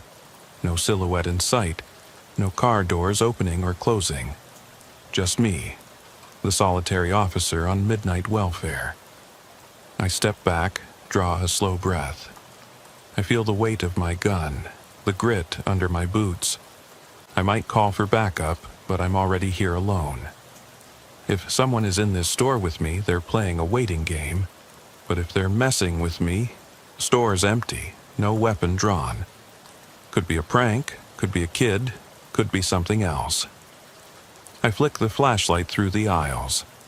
At the far end, past the broken windows, I see writing scrawled on the wall in jagged letters, probably done with the eraser end of a pencil. Hear me behind the glass. My skin crawls. My throat closes. I step closer, shine the beam on the words. They're fresh. Charcoal dust still loose on the panel. I reach out, fingertip grazing the letter H. The panel shudders. I yank my hand back, stumble a half step. My radio crackles, dispatch calling finally. 5 Bravo?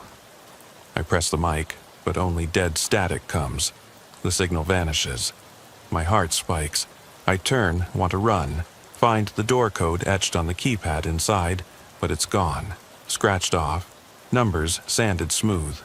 My boot catches on something. A loose floor tile. I yank it free. Beneath, a yellowed scrap of paper. I unfold it. Handwriting stiff, hurried. Nothing here is safe. I see you watching.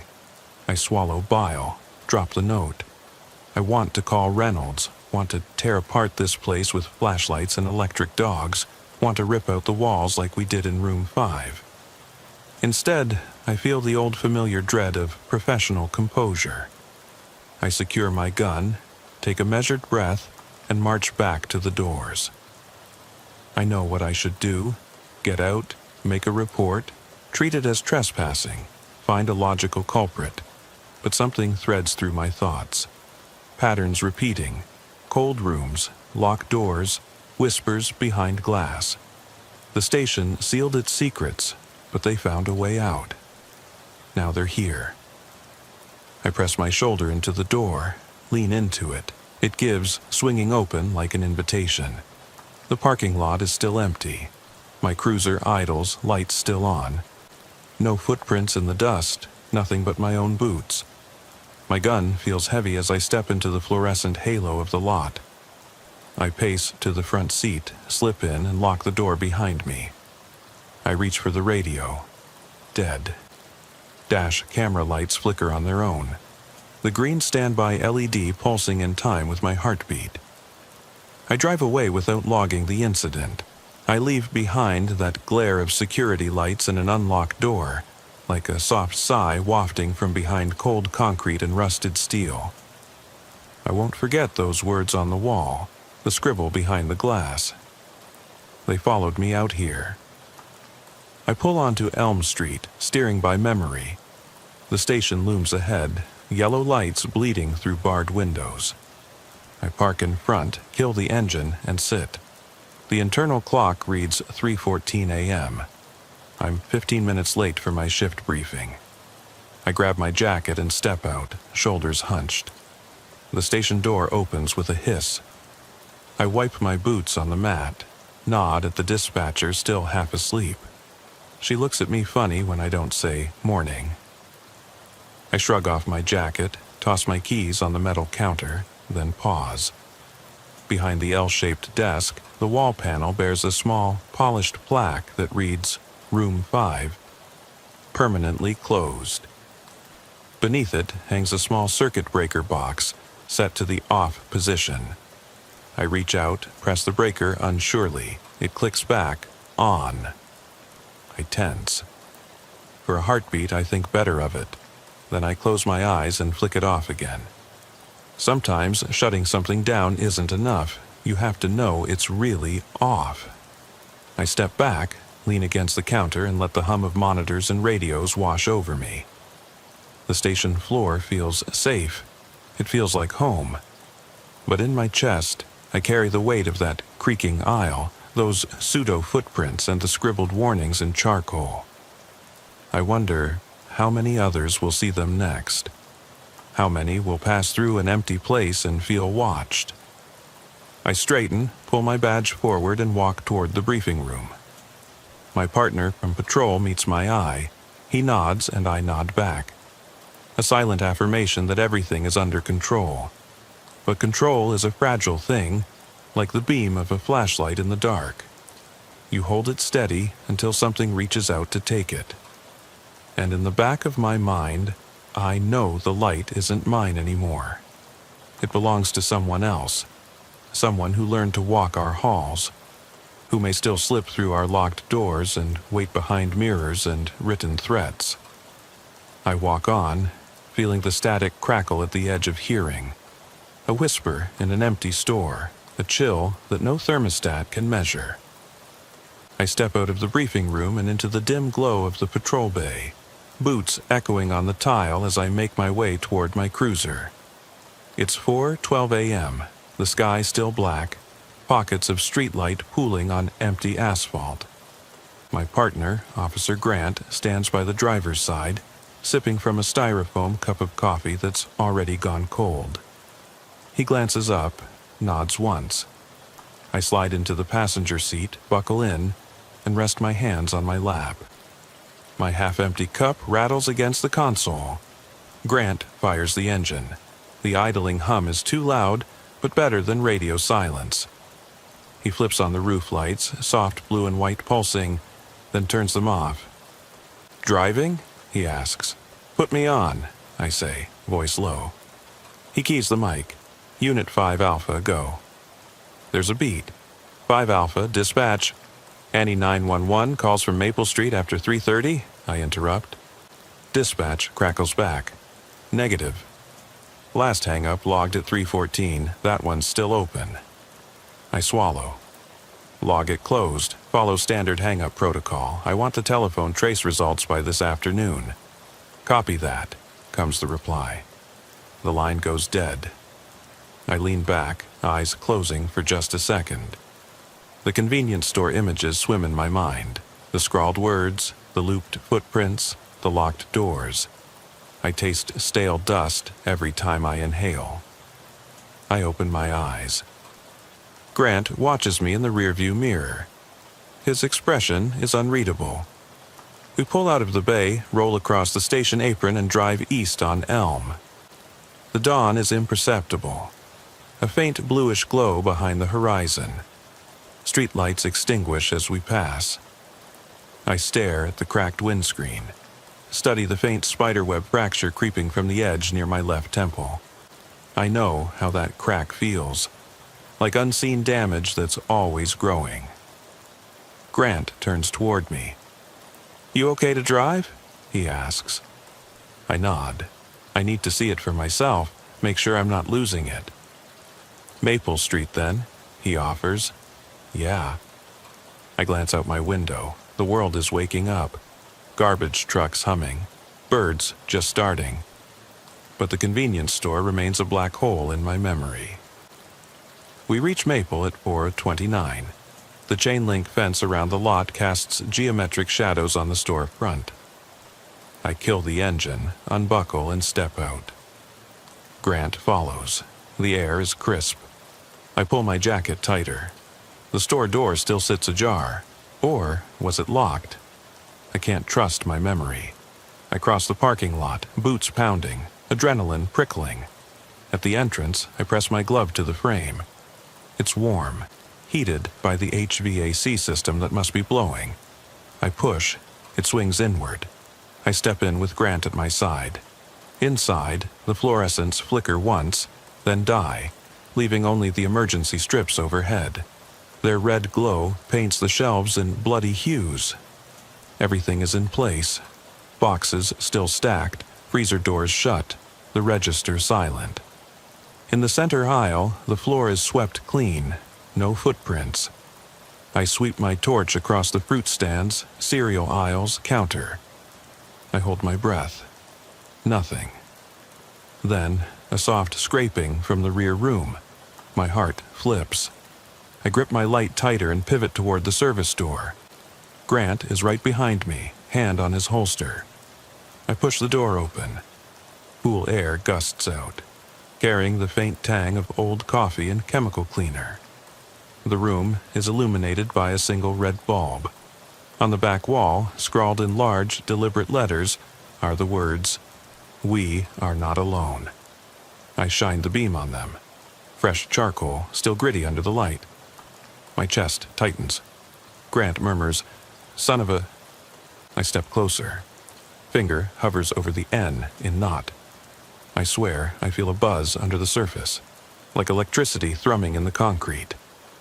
I press on the wall. It quivers as if something beneath is stirring. The recorder in my pocket vibrates. A message from the station. "Urgent. Telephone trace complete. Call you ASAP." My thumb hovers over the screen. I don't want to look now. I need to finish this first. I turn back to the words. The red emergency light flickers. The beam of my torch catches something at the baseboard. A narrow crack, snaking horizontally. I kneel, shine the light into the fissure. It's deep, too deep for a convenience store wall. It disappears into darkness. "Sir," Grant says, voice strained. "We need to go. Now." I rise, torn between logic and compulsion. My senses ping. Behind the wall, by the old vending machine, I thought I saw movement. A shadow flicker, retreat. Could be my pulse, could be something else. I nod, reluctantly. We back out of the rear room and step into the main store. My boots sink slightly into the tile near the doorway, something soft beneath.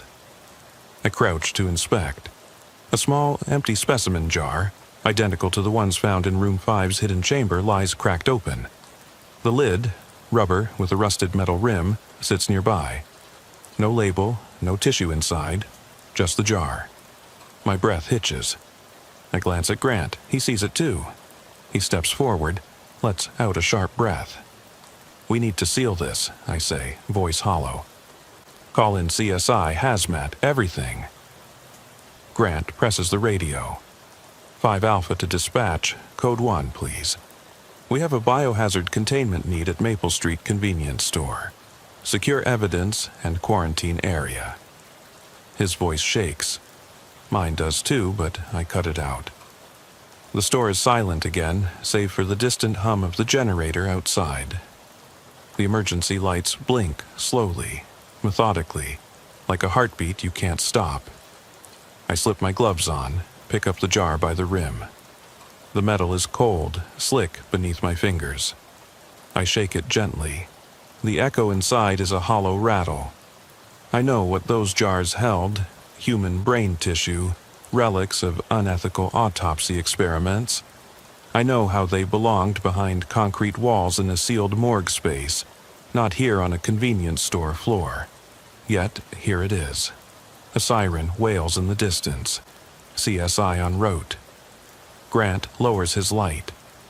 I wipe my glove on my jacket, stow the jar in an evidence bag I pulled from my vest. The bag crackles. The jar rattles against the plastic. I stand in the blood-red glow, listening. The store's generator whirs. The aisle beyond fades into pinprick darkness. My boots creak on dusty tile. I lift my eyes to the scrawled warning on the wall. We are not alone. I nod slowly, as if greeting an old acquaintance. The siren draws closer. I step toward the exit, careful not to look into the back room again. I reach for the handle. It's warm with the station's distant heat, just like Elm Street. I push outward. The store door swings back, admitting the cold night air. I blink against the contrast. Outside, headlights slice the darkness. I breathe in, feel the chill burn away the coffee and adrenaline. Grant leans in. What the hell is going on? I lock eyes with him. Someone's been moving, practicing, studying us, testing our reactions. I glance once more at the cracked windscreen of my cruiser parked by the curb. Alerts blinking, idle. They know our procedures, they know our buildings, they know us. He swallows. Good thing we called this in. I nod, though I don't feel relief. Yeah, I tighten the evidence bag strap. Let's hope CSI finds something. Anything we can explain. We step into the parking lot as CSI vehicles arrive in a half circle. Red and blue lights painting the store in frenetic color. Techs in hazmat suits spill out, flashlights and cameras in hand. Grant and I watch, shoulders slumped, as they set up perimeter tape. I step back, press my palm to the cold hood of the cruiser. The morning air lifts my collar. I look up at the convenience store's battered sign. Open 24 hours. The letters 24 flicker. I lean in, fingertips brushing the peeling paint. Not anymore, I whisper. Behind me, the station door opens. Dispatchers and detectives spill out, drawn by the flashing lights. Captain Reynolds emerges last, face drawn tight. He nods at me. I meet his gaze, feel my uniform chafe in the suddenly bright morning. He lifts his hand to motion a question. I nod, step forward. He grips my arm. Sergeant Miller, I need a full report. I bite back the edge in my voice. How can I justify screams in the dark, shadows pressing glass, jars of human tissue in a convenience store? I clear my throat. Yes, Captain. I turn toward the store, toward the hazmat team scouring every corner, toward the crack in the wall, toward the fissure at its base, toward the jar rattling faintly in its plastic prison. I take a deep breath, then I speak. It started in room 5. Now, it's spreading. And somewhere behind us, a siren fades and a voice crackles back over the radio. Dispatch to 5 Alpha. Someone's on the line for you. My blood runs cold as the static erupts, and I realize I'm next.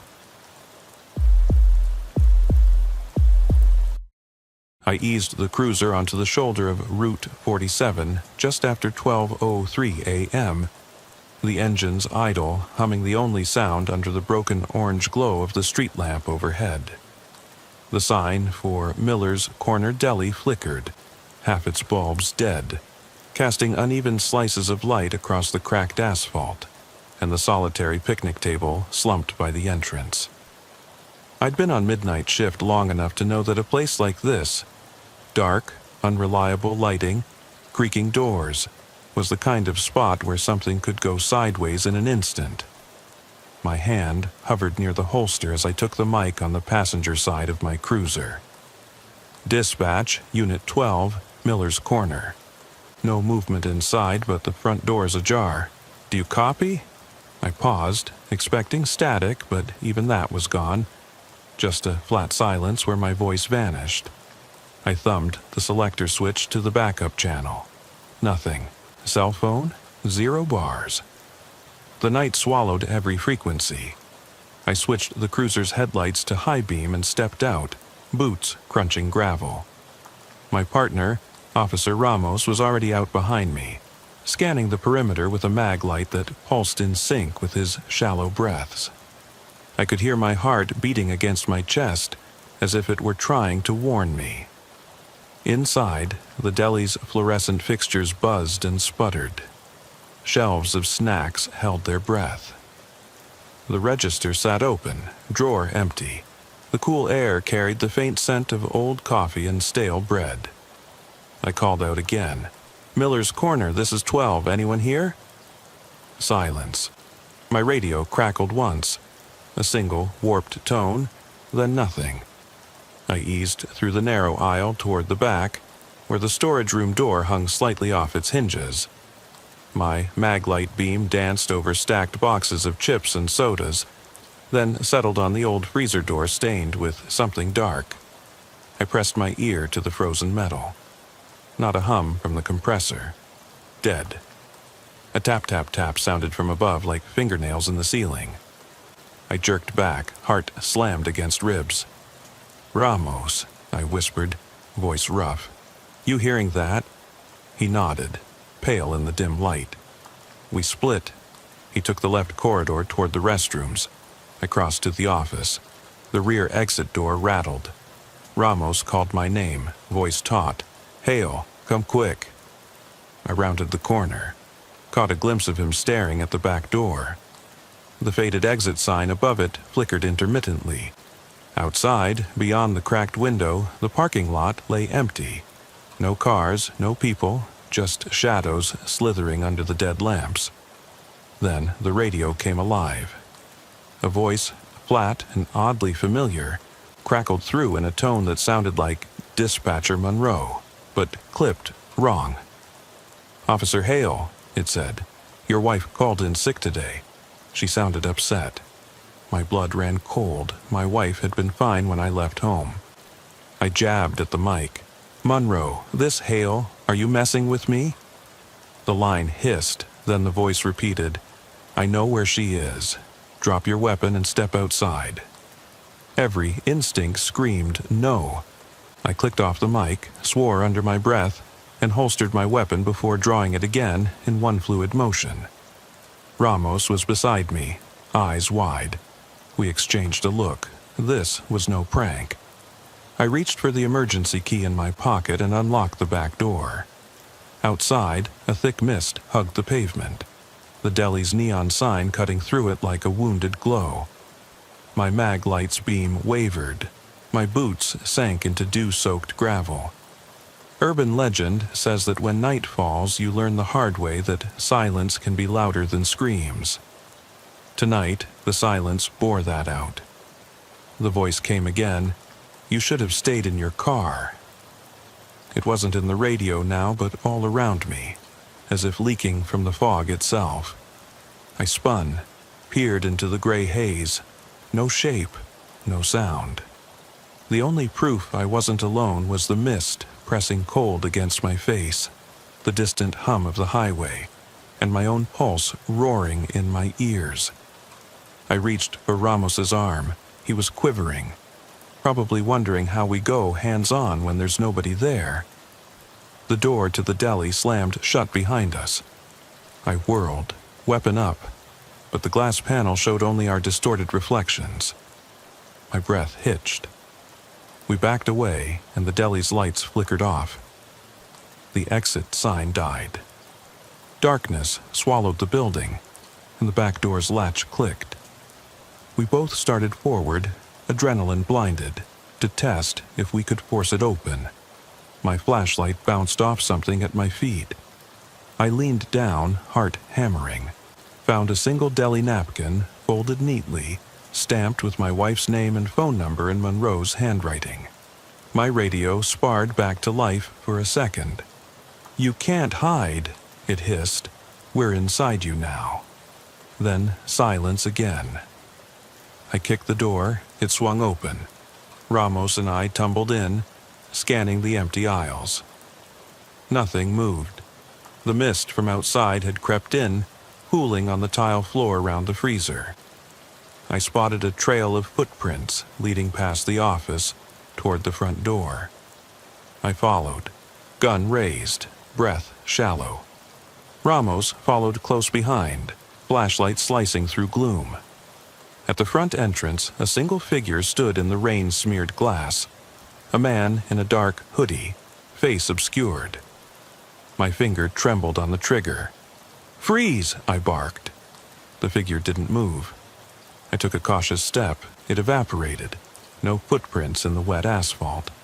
Behind me, Ramos gasped. We spun toward the deli's interior and heard the siren of the store's alarm kicking on, thin and keening, echoing like a banshee. Every nerve in me screamed to run, but I stayed rooted, firing 3 shots at the empty doorway. Echoes collided with the mist. We dashed for the cruiser. No footprints led back to the lot. The rain splattered the windshield, blurring the deli's dead sign behind us. I slammed the door, turned the ignition. The radio burst to life with dispatch traffic. Voices filled the cabin, overlapping, frantic.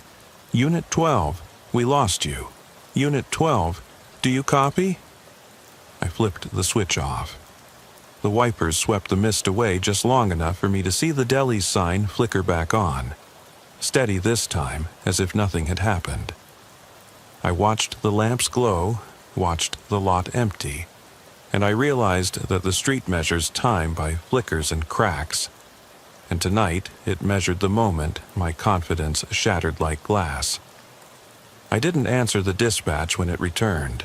Couldn't. I let the engine idle and stared at the wrecked calm of Miller's Corner Deli, knowing that somewhere in that fog, something had stepped out of the radio's shadow to learn every secret I kept secure. And if I stayed another second, I'd hear it again. I shifted into drive, peeled away, and left the deli's lights behind in the wet, whispering dark, because some things don't need witnesses, only memory. The clock on my dash read 12:47 a.m. I tucked the napkin against my chest and drove on into silence, wishing that was the end of it. But I already knew better. I hear the thrum of my own heartbeat in the driver's seat as I pull onto Highway 114, the deli's neon glow fading in my rearview mirror. The radio is dead again, flat silence, and I grip the wheel so hard my knuckles blanch. Ramos sits next to me, staring out the windshield. We both know there's no going back. The mist clings to the road like cobwebs, and every mile marker passes without a word. By 1:12 a.m., we're past the town limits, entering unincorporated stretches where the only landmarks are collapsed barns and warning signs for cattle crossings. I flip the dome light on and off. It flickers once, then holds steady, illuminating Ramos's drawn face. He swallows. "You saw that," he whispers. I nod. "Something's out there, Hale." I reach into the console and pull out the deli napkin again, smoothing it between thumb and forefinger. Monroe's handwriting, flawless, betrays a purpose. "They wanted to scare me," I murmur. "They needed me out of the car." We both understand why. Isolated, exposed, vulnerable. We agreed, stick together, don't split up. The AM dial picks up a lone station, hymns in monotone distortion, then fades. Radio static. My finger hovers over the power knob. Temptation to search for a sane frequency. But then a voice. Clear, male, calm. "Officer Ramos," it says. It doesn't come through the speakers. It resonates in the cab, as if the car itself is speaking. "You left your partner at Miller's." Ramos's head snaps toward me. Number I didn't. His voice cracks. I reach across, grab his shoulder, breathe. We both inhale slow and count.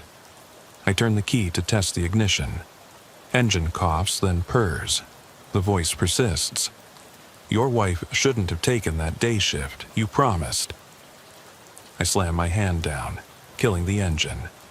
Darkness presses in. We sit in silence. Doors locked, windows up. But the voice drifts in, impossible. It knows. I lean forward, turning the ignition off completely, then on. Nothing on the dash but the odometer. No radio readout. I slide out of the driver's seat. Ramos follows. We stand on the shoulder, car lights off, breathing clouds in the mist. The gravel road stretches ahead, unlit. I pull my flashlight from my belt. Beam cuts a cone through the fog. "Let's go," I whisper. We walk side by side, boots crunching, toward a bend where an overturned trailer leans against a broken fence. Its lights are dead, no reflective tape or hazard markers, just a carcass of twisted metal. The dirt around it is churned up, fresh tire tracks leading to the woods. "Think someone wrecked out here?" Ramos asks. I don't answer. At the trailer's hitch, the voice materializes behind us. "He's right, Hale." Not in the radio, but as if the mist shaped it. We spin. Flashlight reveals only our shadows, tall and wavering on the tree line. I swivel to face the woods. Branches reach like fingers into the road. Silence. My heart thunders. A sudden radio burst. "Unit 12, respond to 2903 Ridgeview Road." The automatic announcement has no caller ID, static distorting, 12. I know the address. It's my home. My wife is there. I know because the voice told me. Ramos's face turns ashen. We sprint back to the cruiser. My light bounces off the trailer's dented side. We leap in, slam doors, scramble for the radio. It hisses. I give the address over. 12, dispatch. No answer, just static.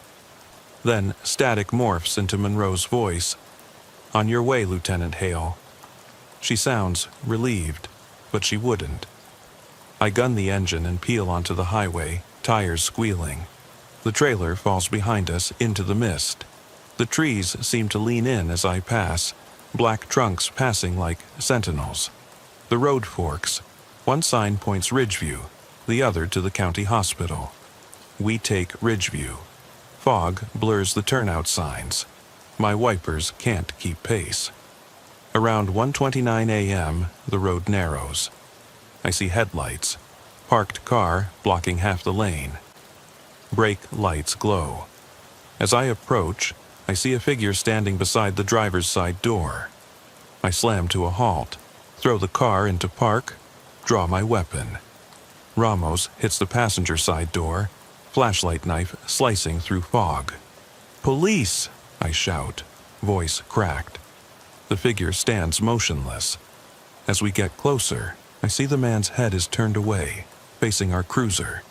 Then he swings around, revealing a face pale and calm. Dispatcher Freeman's face. He's wearing his uniform polo, badge pinned over his heart. His eyes are empty, glassy. I drop to one knee. "Freeman?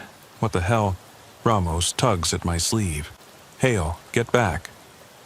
Freeman's mouth twitches into a weak smile. "You should have come sooner," he whispers. "It's here." His hand points behind us, into the pines. A low rumble echoes through the trees. The radio crackles to life, louder than any siren. "Lieutenant Hale, Unit 12, what's your status?" It washes over us, drowning the rumble. But we don't respond. We stare into the black woods. Freeman takes a step forward, fading in and out of focus like a bad transmission.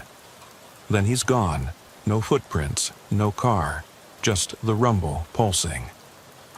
My radio finally dies, the dial slipping back into static.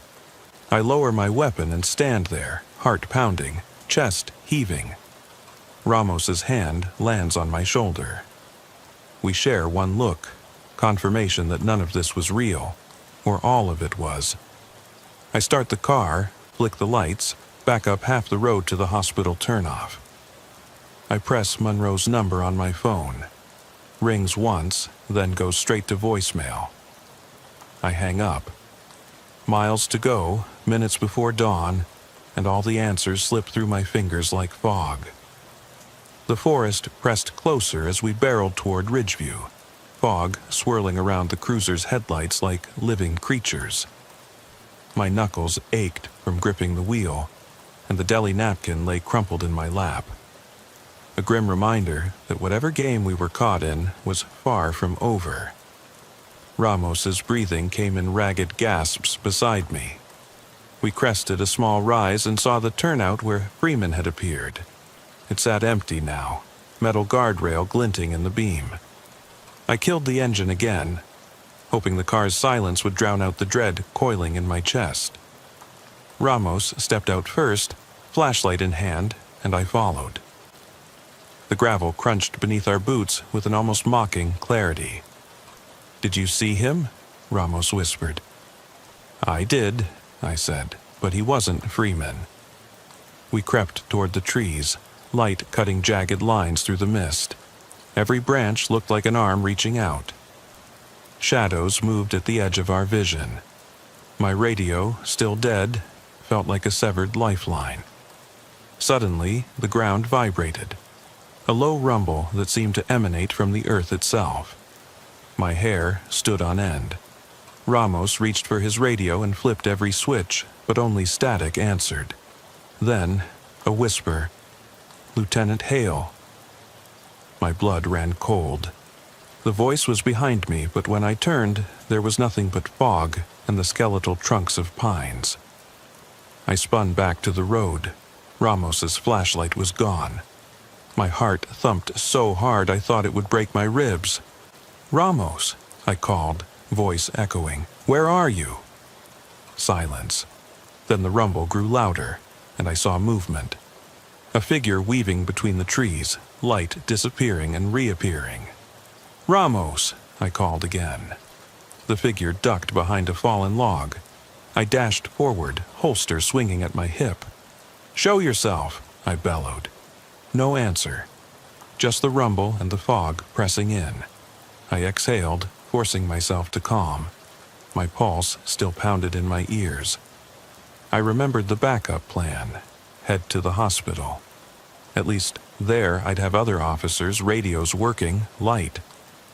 I jogged back to the cruiser, my flashlight bobbing. When I reached the driver's door, the engine turned over at my touch. Relief hit me, until I looked in the rearview mirror and saw Ramos's seat empty. I barked his name, unlocked the doors, and spun around. The woods were still, as if he'd never been there. A single foot-shaped depression lay in the gravel, a footprint pointing toward the trees. My throat tightened.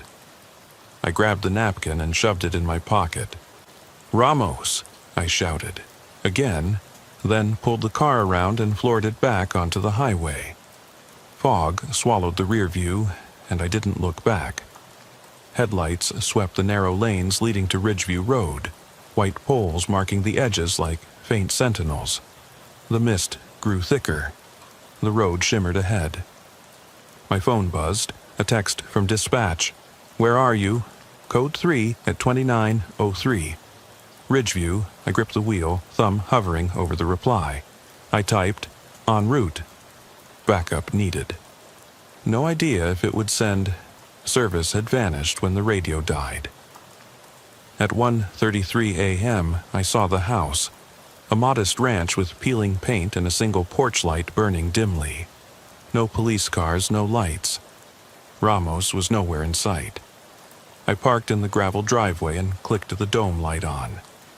Static hissed, then a whisper. "Home at last, Lieutenant." My pulse jolted. I drew my weapon and crept up the walkway. The front door was unlocked. I nudged it open with my shoulder, slow, deliberate. The interior was dark, shadows pooling in corners. The living room lamp lay shattered on the floor, glass glittering like blood. Family photos still hung crooked on the wall, my wife and daughter smiling in sunlit frames. I called out, "Sarah?" "Emily?" My voice sounded small, hollow. No answer, only the whisper, "She wanted to surprise you." My heart slammed. I swept the beam through the hallway. The door to Emily's room stood ajar. A faint glow spilled through, pink and soft. I approached on tiptoe. The whisper persisted. "She misses you." Inside, Emily lay on the bed in a sleeping bag, doll clutched to her chest, breathing steady. Relief flooded me so hard I staggered. "Honey," I said, voice cracking. Her eyes fluttered open. "Daddy?" I sheathed my weapon and knelt. "Hey, kiddo, everything's okay." I swept her into my arms. Her doll dropped. A slip of paper floated from its pocket and drifted to the floor. Unfolding it, I recognized Monroe's handwriting. "I told you where she was." I looked up. Sarah's side of the bed was empty. No sign of a struggle. My radio crackled. "Unit 12, status?" The dispatch tone was frantic. I whispered to Emily, "Stay here with your doll." I tapped my badge. "Stay put." Her lip quivered, but she nodded. I stood and stepped into the hallway. The whisper rose, "She's upstairs." My boots tapped up the stairs, each step a drumbeat in my skull. At the top, a narrow corridor lined with closed doors. The whisper became breathy. "She's behind you." I spun, flashlight beam cutting off at the end of the hall. Only the door to the master bedroom stood open. Warm light spilled out. I crept forward, heart in my throat. Inside, clothes were strewn about, drawers open. The bed was rumpled. The closet door cracked a whispering invitation. I edged toward it, gun leveled. Then a soft sob. I sprinted to the closet, yanked the door open, and saw Rachel, Sarah's best friend, crouching inside, tears streaming. She looked up, terrified. "I didn't know where else to go," she whispered. "They sent me." I lowered my weapon slowly. Who sent you?" She shook her head. "I don't know. I saw the car, your cruiser, at Miller's. I panicked and ran here. They're watching everything." My radio chimed. Static, and then Ramos's voice, weak. "Hale, I'm at the barn. Can't find an exit." I grabbed my flashlight and tossed it to her. "Stay here and lock this door." I bolted out, sprinting down the hall toward the stairs. The whisper chased me. "Don't leave her." At the bottom, I dove into the entryway and out the front door. My cruiser's headlights lit the driveway. Rachel stumbled out behind me. I found Ramos slumped against the passenger door, covered in dust and cobwebs. He jerked when I rushed to him. "Hale, We're getting out of here," I said, hoisting him over my shoulder. He was heavier than I remembered. My ribs cracked under the weight, but I didn't care. I carried him to the cruiser. The whisper swelled. A chorus now, echoing from the house, the trees, the fog. "You can't leave." Not yet. I slammed the door and hit the ignition. The engine roared to life, lights bright. I peeled away, dragging Ramos into the night. My radio crackled once more. "Unit 12 to dispatch. Status?" I cut the radio off. No point. We had what we needed. Behind us, the house receded into the mist. Porch light flickering until it vanished into the gray. Ahead, the highway stretched toward dawn. The hush inside the cruiser was as heavy as the mist pressing against the windshield, but I barely registered the cold against my face. Every nerve in my body bristled as I steered us out of the gravel driveway, tires crunching.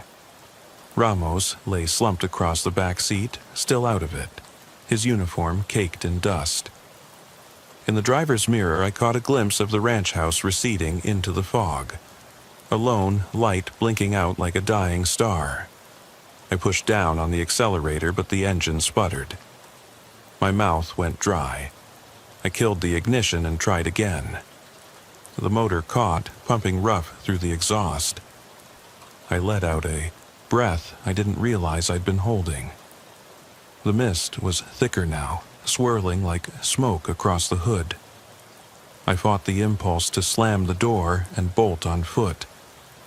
Instead, I reached across, opened the rear passenger door, and shook Ramos's shoulder. He jerked awake, blinking at the ceiling as if he'd just surfaced from water. Hail? He rasped. Drive, I said, backing onto the road. Follow me. I handed him the keys and leaned forward to use my mag light on the dashboard. The radio was dead again. Every channel silent, display blank. I slapped the dash, swore, and jammed the key back in. The engine caught more smoothly this time. Ramos pulled onto the narrow two-lane, beams slicing through the gray. Where to? He asked, voice unsteady. Church, I said. The old chapel off Willow Branch Road. The CIO manual said churches usually had live signals for emergency callers. At least it was something. He nodded and shifted gears. The drive was surreal. A winding ribbon of asphalt disappearing into opacity. Every road marker was a ghost in the fog. I watched my breath cloud inside the cab and felt every muscle sear with tension. My mind kept going back to that whisper. This is only the beginning. It wasn't just taunting, it was promising more.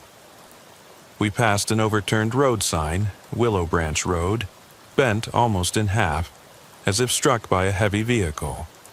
Ramos flicked his high beams to signal. That sign's new, the county replaced it last month. He swallowed. Rural Roads Commission must have dropped the ball again. I studied its angle. It pointed away from the chapel in the wrong direction. Something's off, I said. Take the next left. He did, tires skidding on wet leaves. We turned onto a dirt track, ruts carved into the earth. Trees arched overhead like ribs. The fog was so thick I could barely see beyond the hood ornament. My mag light revealed glistening handprints on the passenger window, faint vertical smudges that shimmered in the beam. I leaned forward. You seeing this? I asked. Ramos nodded, voice catching in his throat. We need to document everything. I fumbled for my phone, no signal. I unzipped my vest, found my notebook and pen, and began scribbling. Time 2:08 a.m., handprints, wet. Location, Willow Branch, access road. Description, fresh, gloved. Number skin, human, unknown. I jammed the notebook back in my pocket. The road curved sharply, then ended at a cleared clearing where the old chapel sat, a squat gray stone building with a single steeple. Ivy climbed its walls. The door hung ajar, hinges creaking in a wind I couldn't feel. We parked at the edge of the clearing. I grabbed my shotgun from the rack, standard issue, 12 gauge, heavy. The weight grounded me. Ramos found his radio and clicked it on.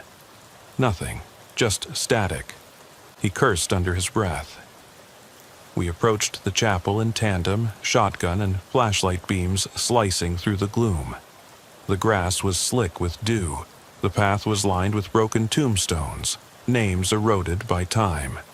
A. Patterson, 1874 to 1902. L. Henderson, 1905 to 1935. Under one stone, something flickered, a cell phone screen blinking with the text, "You'll never leave." The wallpaper was a photo of my daughter, smiling with her classmates at last year's spring festival. My gut clenched. I snatched it up. No signal, no voicemail, just that text. I turned it over in my hand. This place was wired, I said. They're setting a trap. Ramos swept the beam across the chapel entrance. Stained glass windows loomed. Angels with broken wings. Saints missing faces. I pushed the door open. It groaned, metal scraping stone. Inside, pews lay overturned. Candles black as smoke had burned to stubs. The altar cloth was shredded, threads trailing like cobwebs. The projector screen behind the altar still bore last Sunday's hymn lyrics, "Amazing Grace." Beneath it, crudely scribbled in red on the wood, were words, "Watching you." My stomach lurched. I raised the flashlight to the ceiling, where I saw long black streaks, as if something had crawled hand over hand across the rafters. My breathing came in gasps. Ramos called from the back, "Hale, here!" I moved toward him, shotgun ready. He pointed at a side door cracked open. Beyond it lay a choir room, broken music stands, sheet music strewn about, pages torn. On the floor, footprints in dust, one small, circular, like a child's shoe. Then, beside it, a larger boot print, military-style sole, thick tread. I swallowed, recalling that Ramos's grandfather had served in Germany in '45, and his son in Iraq. But none of that mattered here. We were alone in a building rigged with shadows and messages. In the choir room's far corner, a church bulletin lay face down. I flipped it over. "Welcome to First Willow Branch Church." Beneath was a handwritten note. "You're next." No signature. We backed out toward the main hall. I kicked at a wooden pew. It flipped, revealing a trapdoor beneath. The hinges were fresh, edges splintered. Ramos shone his light down. The stairs descended into complete darkness. I could smell damp earth, decay. "Basement," I muttered. "Gotta check it." He shook his head. "I want to call it in." I closed my eyes for a moment, recalling every protocol. Call for backup, wait for the team. But my partner's safety, my daughter's safety, felt more urgent. I opened my eyes. We're in it together. I switched the shotgun to single-round mode and flipped the safety off. We descended. Each step groaned under our weight. The narrow staircase emptied into a low chamber. The beam revealed old oil drums, rusting pipes, and a tangle of wires snaking across the floor. Extension cords leading down a concrete corridor. The smell of gasoline lingered. Halfway down the corridor, Ramos stopped. "Did you hear that?" he whispered. "A faint drip. Water from a leaking pipe?" Number A rhythmic knock, like a heartbeat, echoing from deeper in the darkness. I tightened my grip on the barrel. "Keep moving." We followed the wires until we reached a locked metal door, padlocked and chained. Scratched into the metal were letters, "Enter or die." My breath hitched. I slammed my boot against the lock. It held.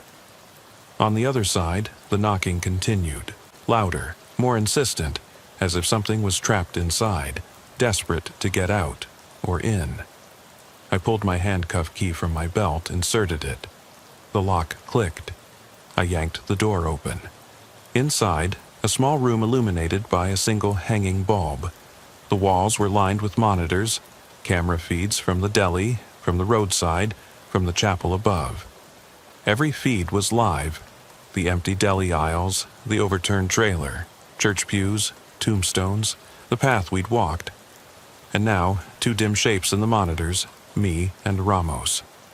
My stomach dropped. On a table in the center lay a recorder. I pressed play. "Lieutenant Hale, Officer Ramos.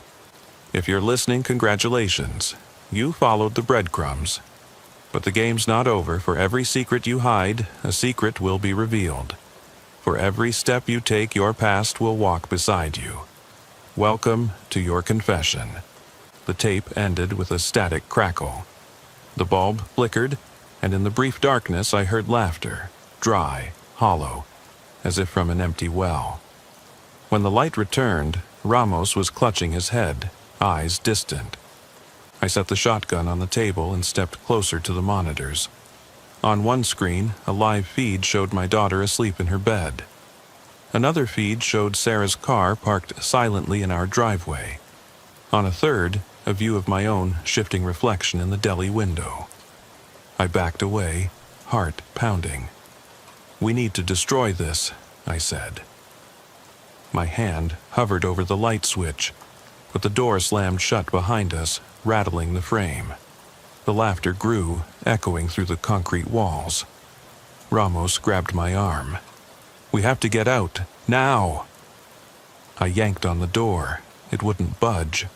I smashed the glass bulb with the butt of the shotgun, plunging us into darkness. The laughter stopped abruptly, replaced by the sound of slow, measured breathing. Then, a voice, soft and cold, whispered in the pitch black, "No one leaves until every truth is told." I pressed my palm flat against the cold concrete wall, breathing ragged as the darkness settled like a shroud over the ruined chapel basement. The single broken bulb on the floor had long since shattered, its filament sizzled out. Ramos crouched beside me, whispering, "We need to get to the surface. Now." I nodded, jaw clenched, eyes straining to navigate the blackness. I fumbled along the wall until my fingers found the exposed conduit pipe. I traced it upward, hoping it would lead to the stairs. The pipe was slick with condensation and grimy with years of neglect, but it offered a guide when my flashlight was gone. Ramos followed my lead, his hand brushing mine in the pitch black, a silent promise that we were still together. We reached the spot where the trapdoor had been hidden under the pew's frame. The ceiling here was low, but I ducked and shoved upward against the rotten wooden planks with all my strength. The wood finally gave way with a splintering crack that echoed down the corridors. I climbed through the opening, hauling Ramos up beside me. We tumbled into the choir room, moonscape dust billowing around us. Above, the chapel's vast expanse loomed. Moonlight filtered through the broken stained glass windows, painting the wreckage in fractured color. We crouched behind an overturned pew, shotgun and maglite still in hand. Every instinct screamed to run, but the whispers had become a chorus. Muffled voices trailing through every corner of the sanctuary, as if the very air were haunted by unseen listeners. I peered through the broken pew leg at the side aisle. Shadows pooled where the pews had fallen, and I could just make out a flicker, movement at the back entrance. Ramos put a finger to his lips. I felt it too, low gear grinding, a car engine idling somewhere just outside. We darted across the nave, boots thudding over loose floorboards, and slipped through the side door into the fog. The mist greeted us like a living thing, clawing at our jackets. I raised the shotgun, scanning the tree line. Ramos fumbled for his radio, but the static was deafening. I barked, "Forget it, move!" We dashed toward my cruiser, parked under a tree whose branches scraped the roof with each gust. The engine was off. I lunged for the door handle. Locked. Ramos yanked on the passenger door. It gave way. I vaulted in and fired around toward the tree line. The shot rang out, sharp in the night, but nothing answered except the echo of ricochet off the tree trunks. I rapped on the window until it slid down. Ramos threw the keys at me. I caught them, jammed them into the ignition.